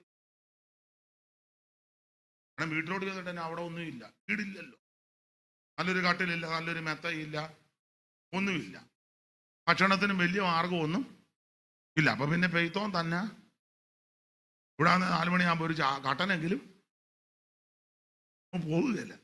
തന്നെ വണ്ടിക്കൂലി ഇല്ല, പിന്നെയും പോയിട്ട് തിരിച്ചു വരണ്ടേ, പിന്നെയും രാത്രി പോകണ്ടേ, അതില്ല. എന്നാ പിന്നെ വൈകിട്ടത്തെയും കൂടെ കഴിഞ്ഞ്. ഇപ്പൊ അങ്ങനെ അല്ലല്ലോ. ഇപ്പൊ രാവിലെ നല്ല പെരുക്ക് പെരുക്കി വെച്ചാ നമ്മള് ചിലര് വന്നേക്കുന്നത്. ഇനി ഉച്ചയ്ക്ക് ഇപ്പൊ ചെന്നിട്ട് പെരുക്കണം. പിന്നെ ഇപ്പൊ ഇങ്ങനെ ചിന്തിക്കുക ചിലര്. പിന്നെ തന്നെ നമുക്ക് വണ്ടിയുണ്ട്, കാറും ഒക്കെ ഉണ്ട്, മുടക്കൊന്നുമില്ല. അതുകൊണ്ട് പഴയ പ്രാർത്ഥനയൊന്നും ഇല്ല. ശൗല് മിക്രോനിൽ മാതള നാരകത്തിന്റെ കീഴിലാ എന്ന് പറഞ്ഞ ഇത് ജഡീക സുഖത്തെ കാണിക്കുക. മാതളം ജഡീക വിഷയങ്ങളാണ്. സ്തോത്രം.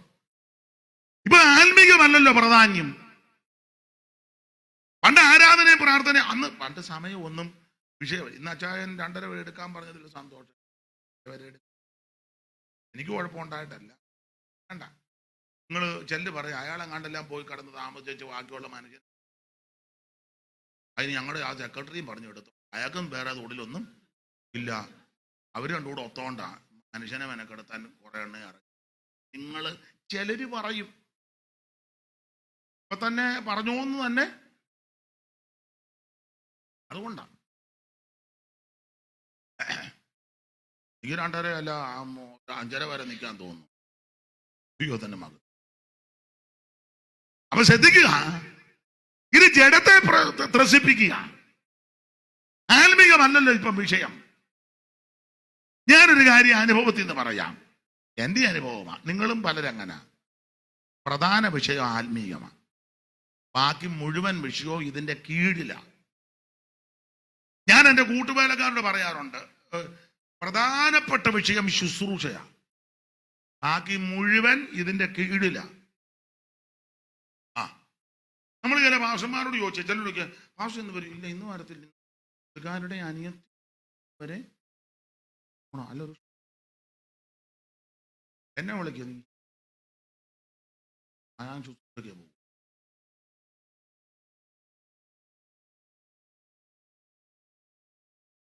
കഴിഞ്ഞിട്ടേ ഉള്ളൂ ബാക്കി മുഴുവൻ വിഷയം.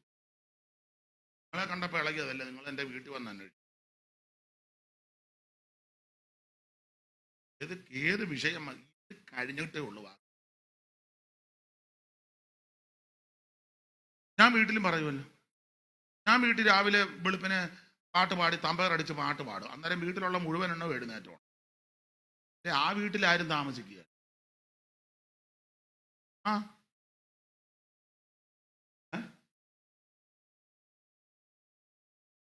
ഞാൻ രാവിലെ തമ്പകറടിച്ച് പാട്ട് പാടും, അന്നേരം എഴുന്നേറ്റോണമല്ല.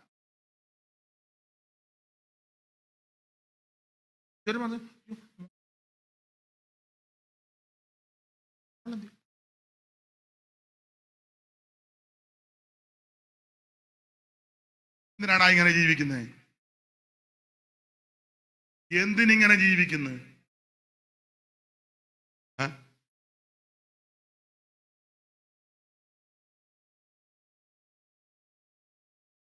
അതെന്താണ് കൊണ്ട് പാട്ട് പാടാൻ അതാ ചോദിക്കാം, അവിടെ എന്ത് ചെയ്യണം? അവന്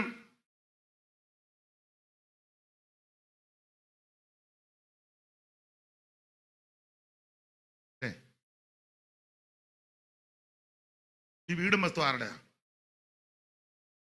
നിന്റെ അല്ലേ? നിന്റെ അല്ലേ പേരുകൂട്ടി ആധാരം? നീ അല്ലേ കരമടയ്ക്കുന്നത്?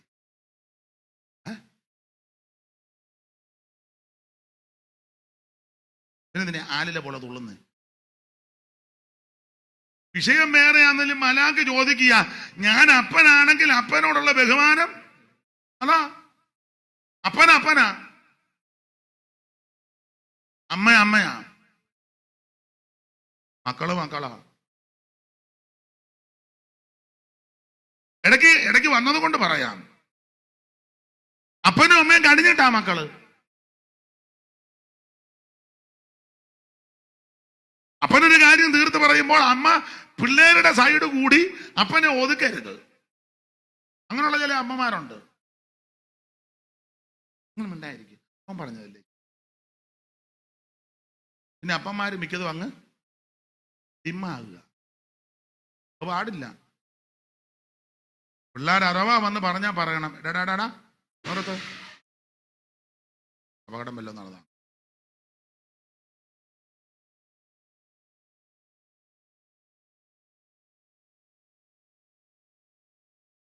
അപ്പന് ബഹുമാനം കൊടുക്കണ്ടേ? ഞാൻ എൻ്റെ ഒരു അനുഭവം പറയാം. നിങ്ങള് മോശമാണെന്നല്ല പറഞ്ഞു. എൻ്റെ ചെറുപ്പത്തിലെ എനിക്ക് തോന്നുന്നു ഞാൻ 7ാം ക്ലാസ്സിലെങ്ങാണ്ട് പഠിക്കുകയാണെന്ന് തോന്നുന്നു. അത്രയൊക്കെ പഠിച്ചതാ. അപ്പം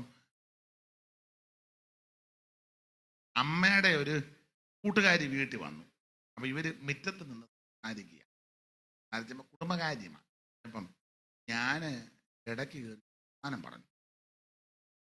പറഞ്ഞത് മറ്റൊന്നുമല്ല, അച്ചാച്ചനെ കുറ്റപ്പെടുത്തിയാ ഞാൻ പറഞ്ഞത്. അത് ഒത്തിരി ഒന്നും പറഞ്ഞില്ല. കൂട്ടുകാരിയുടെ പറഞ്ഞ കൂട്ടത്തിൽ ഞാനിങ്ങനെ കേട്ടച്ച് ഞാൻ ഉടനെ അഭിപ്രായം പറഞ്ഞതാ. ഞാൻ പറഞ്ഞു, അല്ലേലും അച്ചാച്ചൻ ഇങ്ങനാന്ന് പറയാൻ ഞാൻ വരിക, അല്ലെങ്കിലും അത്ര പറഞ്ഞുള്ളൂ. ഒറ്റ അടി തന്നെന്റെ കർണക്കുട്ടിക്ക്.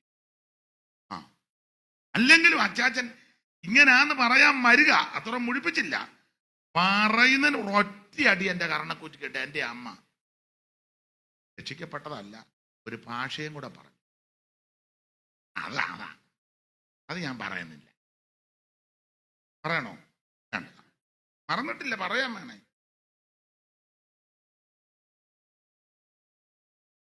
പറഞ്ഞു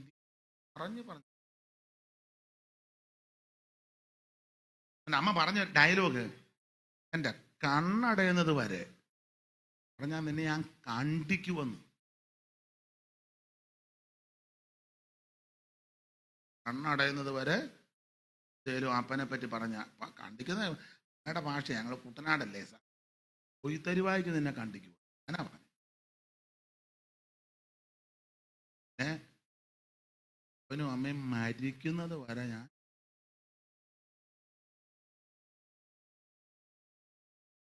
അമ്മ കണ്ടിക്കുകയും ചെയ്യും. ആർക്കോവില്ല, കണ്ടിക്കുന്ന ചുമ്മാ രസത്തിന് പറഞ്ഞതല്ല.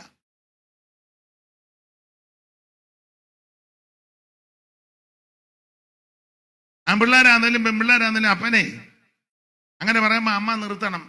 ഇപ്പോഴത്തെ അമ്മമാര് ചിലര് പറഞ്ഞു, നിനക്ക് ഇപ്പോഴേലും മനസ്സിലായല്ലോ നിന്റെ തന്തയുടെ ഗുണവതി ആരും, നിനക്ക് ഇപ്പോഴേലും പിടി കിട്ടിയല്ലോ. ഇയാടെ കൂടാടാ ഞാൻ നിങ്ങള് അങ്ങനുണ്ടോ? തിരിച്ചും പിള്ളേരുടെ അമ്മയുടെ കുറ്റം പറഞ്ഞ് പിള്ളേര് പറയുമ്പം ഡാടാ നിർത്ത, ഞാനുണ്ട്, ഞാൻ അവളെ നിയന്ത്രിച്ചോളാം, നീ ഇപ്പൊ കേറി പറഞ്ഞു കൊടുക്കണം.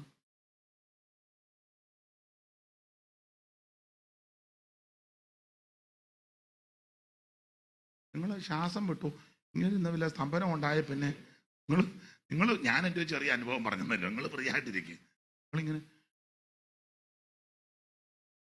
ദൈവത്തിന് മഹത്വം, ദൈവത്തിന് മഹത്വം. ആ വിഷയം നമുക്ക് വിട്ടേക്കാം.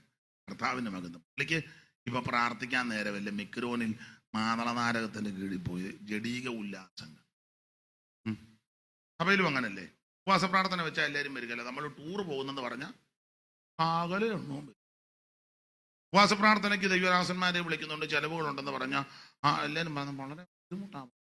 നമ്മൾ ടൂർ പോകുന്നുണ്ട്, ഒരു വീട്ടിൽ നിന്നല്ലേ ഒരാൾക്ക് ഇത്രയും, പിന്നെ എല്ലാത്തിനും മുൻപ് അത് നേരത്തെ വരികയും ചെയ്യും. കൂടെ പക്ഷേ എപ്പോഴാണ് ഇറങ്ങുന്നത്, ഏത് വണ്ടിയാണ്, സീറ്റുണ്ടോ, നമ്മൾ ഇതിലേക്കൂടാ പോകുന്ന, ഉച്ചയ്ക്ക് എന്നാ ഫുഡ്, വൈകിട്ട് എവിടാ, നമ്മൾ എല്ലാം ഓരോന്ന്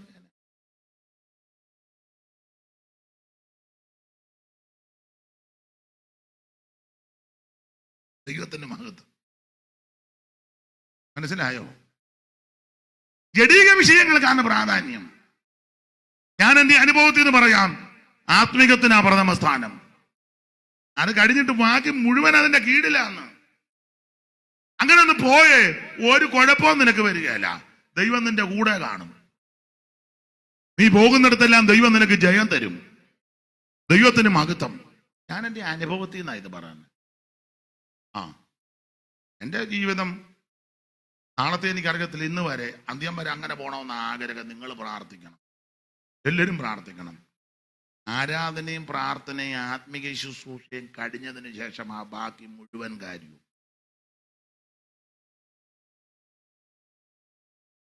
ബാക്കി മുഴുവൻ സമസ്ഥാനം ഇതാണ്. വീട്ടിൽ വന്നാന്ന് അന്വേഷിക്കും, അല്ലെ എന്നോട് അടുത്ത് ഇടപെടുന്നവരോട് ചോദ്യം എങ്ങനെയാന്ന്. ചിലപ്പോൾ സമാജത്തിന്റെ ചെല്ല് പറയും, ഇത്രയോ നേരം നിനക്ക് വേണമെങ്കിൽ ഇറങ്ങിപ്പോണം. എന്നോട് ആര് പറഞ്ഞു ഇതിനകത്ത് വന്ന് പമ്മിയിരിക്കാം?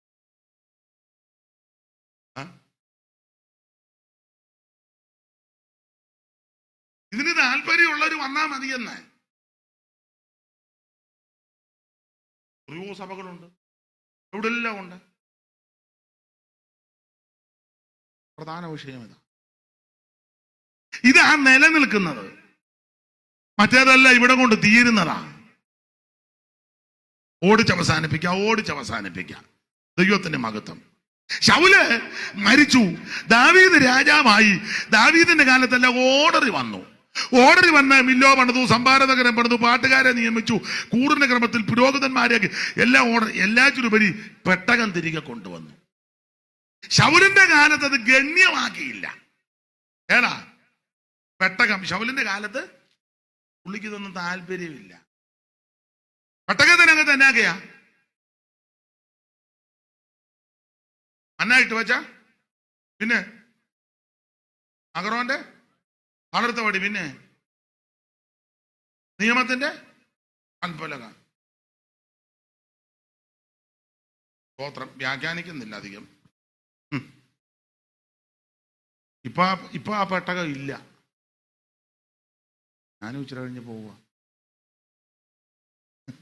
ഇപ്പൊ ഇല്ല, പെട്ടകം ഇല്ല. ഇപ്പൊ എവിടെയാണെന്ന് ആർക്കും അറിയത്തില്ല. പിന്നെ ചെല്ല് പറയുന്നത് അതൊരു പള്ളിക്കകത്ത് ഇരിപ്പുണ്ടെന്നാ പറയുന്നത്. അത് ചരിത്രമാ. അവിടെ ഇരിക്കട്ടെ. പെട്ടകത്തിനകത്ത് എല്ലാ സാധനങ്ങളും ഇല്ലെന്നാ പറയുന്നത്. അന്ന് മന്ന ഇട്ട് വച്ച പൊൻപാത്രം, ഇടങ്ങഴി മന്ന എടുത്ത് പാത്രത്തിനകത്ത് ഇട്ടു വച്ചേക്കണമെന്ന് പറഞ്ഞു. മന്ന ദൈവത്തിന്റെ വചനത്തെ കാണിക്കും. വചനം ഹൃദയത്തിൽ സംഗ്രഹിക്കും. ഇടങ്ങഴി മന്ന എടുത്ത് പൊൻപാത്രത്തിൽ ഇടാൻ പറഞ്ഞത് എപ്പോഴാ പറഞ്ഞ്?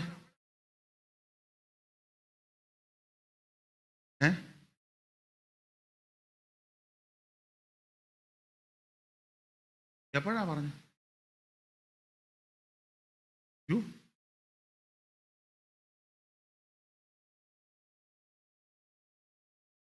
എപ്പോഴേലും പറയട്ടെ മാസ്റ്റേ, സമയം പോകുന്നു, ഞങ്ങളെ പെട്ടെന്ന് പറഞ്ഞ്. ദൈവത്തിന്റെ മഹത്വം. ഇങ്ങോട്ട് നോക്ക്. പുറപ്പാട് പുസ്തകം 16-ാം അധ്യായത്തിലാണ് മന്ന പൊഴിയുന്നത്. അപ്പം മന്ന ഇങ്ങനെ മന്ന പൊഴിഞ്ഞപ്പം ഇവര് ചോദിക്കുക, ഇത്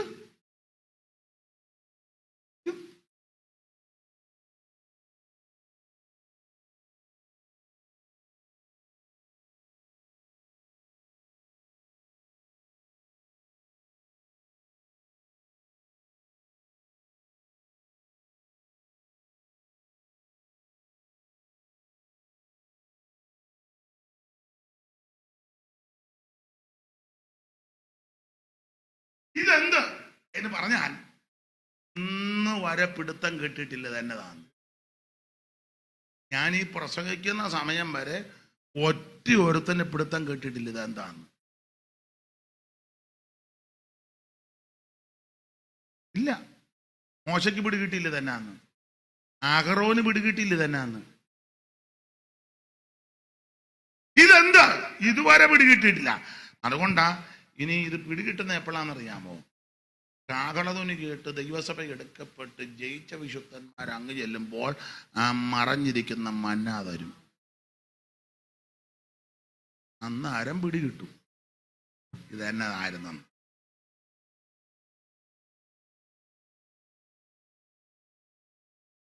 ദൈവത്തിന് മഹത്വം. ജയിക്കുന്നവന് ഞാൻ മറഞ്ഞിരിക്കുന്ന അന്നേ പിടികിട്ടുപോളി തന്നെ. അതുവരെ ചോദ്യം ഇതെന്നതാന്ന് ഇപ്പോഴും ചോദിച്ചോണ്ടിരിക്കുന്നത്. അതിന്റെ കാരണം പറയാം. വേറൊന്നും ഇല്ലായിരുന്നു കൊടുക്കും. അതിന്റെ കാരണം സകല പ്രോട്ടീനും ഇതിനകത്തും. ഇപ്പൊ ഡോക്ടർമാരെ കാണാൻ ഞാൻ പറഞ്ഞ അത് വൈറ്റമിൻ ഡി കുറവാ, അല്ലെ വൈറ്റമിൻ സി. അതുകൊണ്ട് അമ്മാമ്മ നല്ല ഓറഞ്ച് കിട്ടുകയാണെങ്കിൽ ജ്യൂസ്, അമ്മാമ്മയ്ക്ക് ഇച്ചിരി വിളർച്ച ഉള്ളത് കൊണ്ട് അനാറ് കിട്ടുന്നുണ്ടെങ്കിൽ അനാർ, അച്ചായന് ഈ എന്താ വൈറ്റമിൻ്റെ കുറവുണ്ട്, കണ്ണൊക്കെ വിളറിയിരിക്കുന്നത് കൊണ്ട് സകല കേസും ഉള്ളതാ മന്ന. സകല കേസും ഇതിനകത്തുണ്ട്, സകല വൈറ്റമിനും ഇതിനകത്തുണ്ട്. ഇത് എന്താ ഇതുവരെ അതിനെപ്പറ്റി ചരിത്രം പറയുന്നത്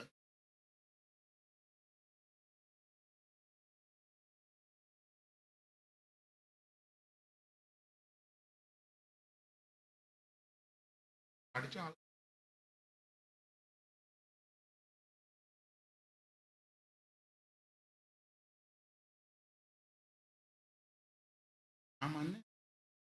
കഴിയുമ്പോൾ ഇത് കഴിക്കുമ്പോൾ നമ്മൾ ആഗ്രഹിക്കുന്നതിൻ്റെ രുചിയാണ് വരുന്നത്. ഉദാഹരണം, ഇന്ന് രാവിലെ ഇച്ചിരി ചിക്കൻ കിട്ടിയാൽ കൊള്ളാന്ന്, പക്ഷെ മന്നായേ ഉള്ളൂ. മന്ന കഴിച്ചപ്പോൾ ചിക്കൻ്റെ ടേസ്റ്റ് അതാക്കുന്നത് ഇതന്നെ. പിറ്റേന്ന് ഇച്ചിരി ബീഫ് ഒലത്തിയത് കഴിച്ചാൽ കൊള്ളാന്ന് ഉണ്ട്, പക്ഷെ മന്നയെ പൊഴിയുന്നുള്ളൂ. പക്ഷെ എടുത്ത് കഴിക്കുമ്പോൾ ടേസ്റ്റ് അടിച്ചു ഇതെന്താ. അപ്പൊ ഇന്ന് വരെ പിടികിട്ടുന്നില്ല ഇതെന്നതാന്ന്. പിടികിട്ടുന്ന അങ്ങ് ചെല്ലുമ്പോ കിട്ടും. സ്തോത്രം. ഉരലിട്ടിടിക്കണം, ഉരലിനകത്തിട്ട് ഇടിക്കണം. കിട്ടുന്നത് അതുപോലെ വിഴുങ്ങരുത്. ആരേലും എന്തേലും പറഞ്ഞ ഉടനെ അതുപോലെ അങ്ങ് വിഴുങ്ങരുത്. നന്നായിട്ട് ഇടിച്ച് പൊടിക്കണം, ഇടിച്ച് പദം വരുത്തണം. പദം വരുത്തിയേച്ച് കഴിക്കണം. അല്ലാതെ ആരേലും അങ്ങോട്ട് ഇട്ട ഉടനെ അതെടുത്തോ വിഴുങ്ങിച്ചിരിക്കരുത്. ഇടിക്കണം നന്നായിട്ട്, നല്ല ഇടിച്ച് പദം വരാം. അപ്പം ഇടിക്കുമ്പോൾ മനസ്സിലാകും ഇതിനകത്ത് കളയേണ്ടത് വല്ലതും ഉണ്ടോ. ഞാൻ പറഞ്ഞ കാര്യം പിടികിട്ടുന്നുണ്ട്. സ്തോത്രം, സ്തോത്രം. ഇത് കൊത്തമ്പാലരി പോലെ വെള്ളനിറമാണ്. ഇത് വാതുക്കല കിടക്കും. സൂര്യൻ ഉദിച്ച ഉടനെ ഉരുകിപ്പോവും. സൂര്യൻ ഉദിക്കുമ്പോ എന്ന് പറഞ്ഞാൽ ഇത് വചനമാണ്. ചവിട്ടാൻ അനുവദിക്കുകയല്ല. ചവിട്ടാൻ അന്നേക്കുള്ളത് പെറുക്കി എടുത്തോണം. വചനവേ. സ്തോത്രം, സ്തോത്രം. ഇത് പൊടിച്ച ഈ അരിക്കകത്ത് വെള്ളം ഒഴിച്ചാൽ എന്തോ പറ്റും? വെള്ളം അങ്ങ് പോവും. ഊറ്റി കഴിയുമ്പോൾ വെള്ളം പോവും, ഊർന്നു പോവും, വാർന്നു പോവും. പക്ഷെ മന്ന ഇടിച്ച് പൊടിച്ചേച്ച് വെള്ളം ചേർത്താലോ പിടിക്കും. ഇടിച്ച് പൊടിയാക്കി അരിപ്പൊടിക്കകത്ത് വെള്ളം ഒഴിച്ചാൽ പിടിക്കും, യോജിക്കും. അരിക്കകത്ത് വെള്ളം ഒഴിച്ചാൽ എന്ന് പറഞ്ഞാൽ മന്ന ദൈവത്തിന്റെ വചനമാണ്. മരുഭൂമിയിൽ എവിടുന്നാ വെള്ളം? പറ. പാറയെന്ന്. അവരെ അനുഗമിച്ച പാറ. അപ്പം അങ്ങനെ വ്യാഖ്യാനിക്കും. വെള്ളം ദൈവത്തിന്റെ പരിശുദ്ധാത്മാവ്, മന്ന ദൈവത്തിന്റെ വചനമാണ്. പരിശുദ്ധാത്മാവും വചനവും കൂടെ ഒന്നിച്ച് യോജിക്കണം. സ്തോത്രം. 2:15 മതി. 2:30 എന്ന് പറഞ്ഞെങ്കിലും മതി. ഇപ്പൊ തന്നെ അമ്മാമ്മയുടെ കാലിന് വേദന, എനിക്കും കാലിന് വേദനയാണ്. തന്നെയല്ല, ഞങ്ങൾക്ക് വൈകിട്ടങ്ങ് ശുശ്രൂഷയ്ക്ക് അങ്ങ് ചെല്ലണം. അപ്പം ഏതിലും ഞാൻ താമസിച്ച് വന്നെങ്കിലും ബഹുമാന്യരായി നിങ്ങൾ ഇത്രയും നേരം എന്നെ സാധിച്ചല്ലോ, അത് വലിയ കാര്യം. എന്നെ കേട്ടിരുന്നല്ലോ, വളരെ നന്ദി എല്ലാവരോടും. നിങ്ങൾ ചിലർ നന്നായിട്ട് വചനം ആസ്വദിക്കുന്നത് ഞാൻ കണ്ടു. ഒരു കുഴപ്പവും വരികയില്ല. ഇത്രയും സഹകരിച്ചതിന് നന്ദി. ദൈവം നിങ്ങളെല്ലാവരെയും അനുഗ്രഹിക്കട്ടെ.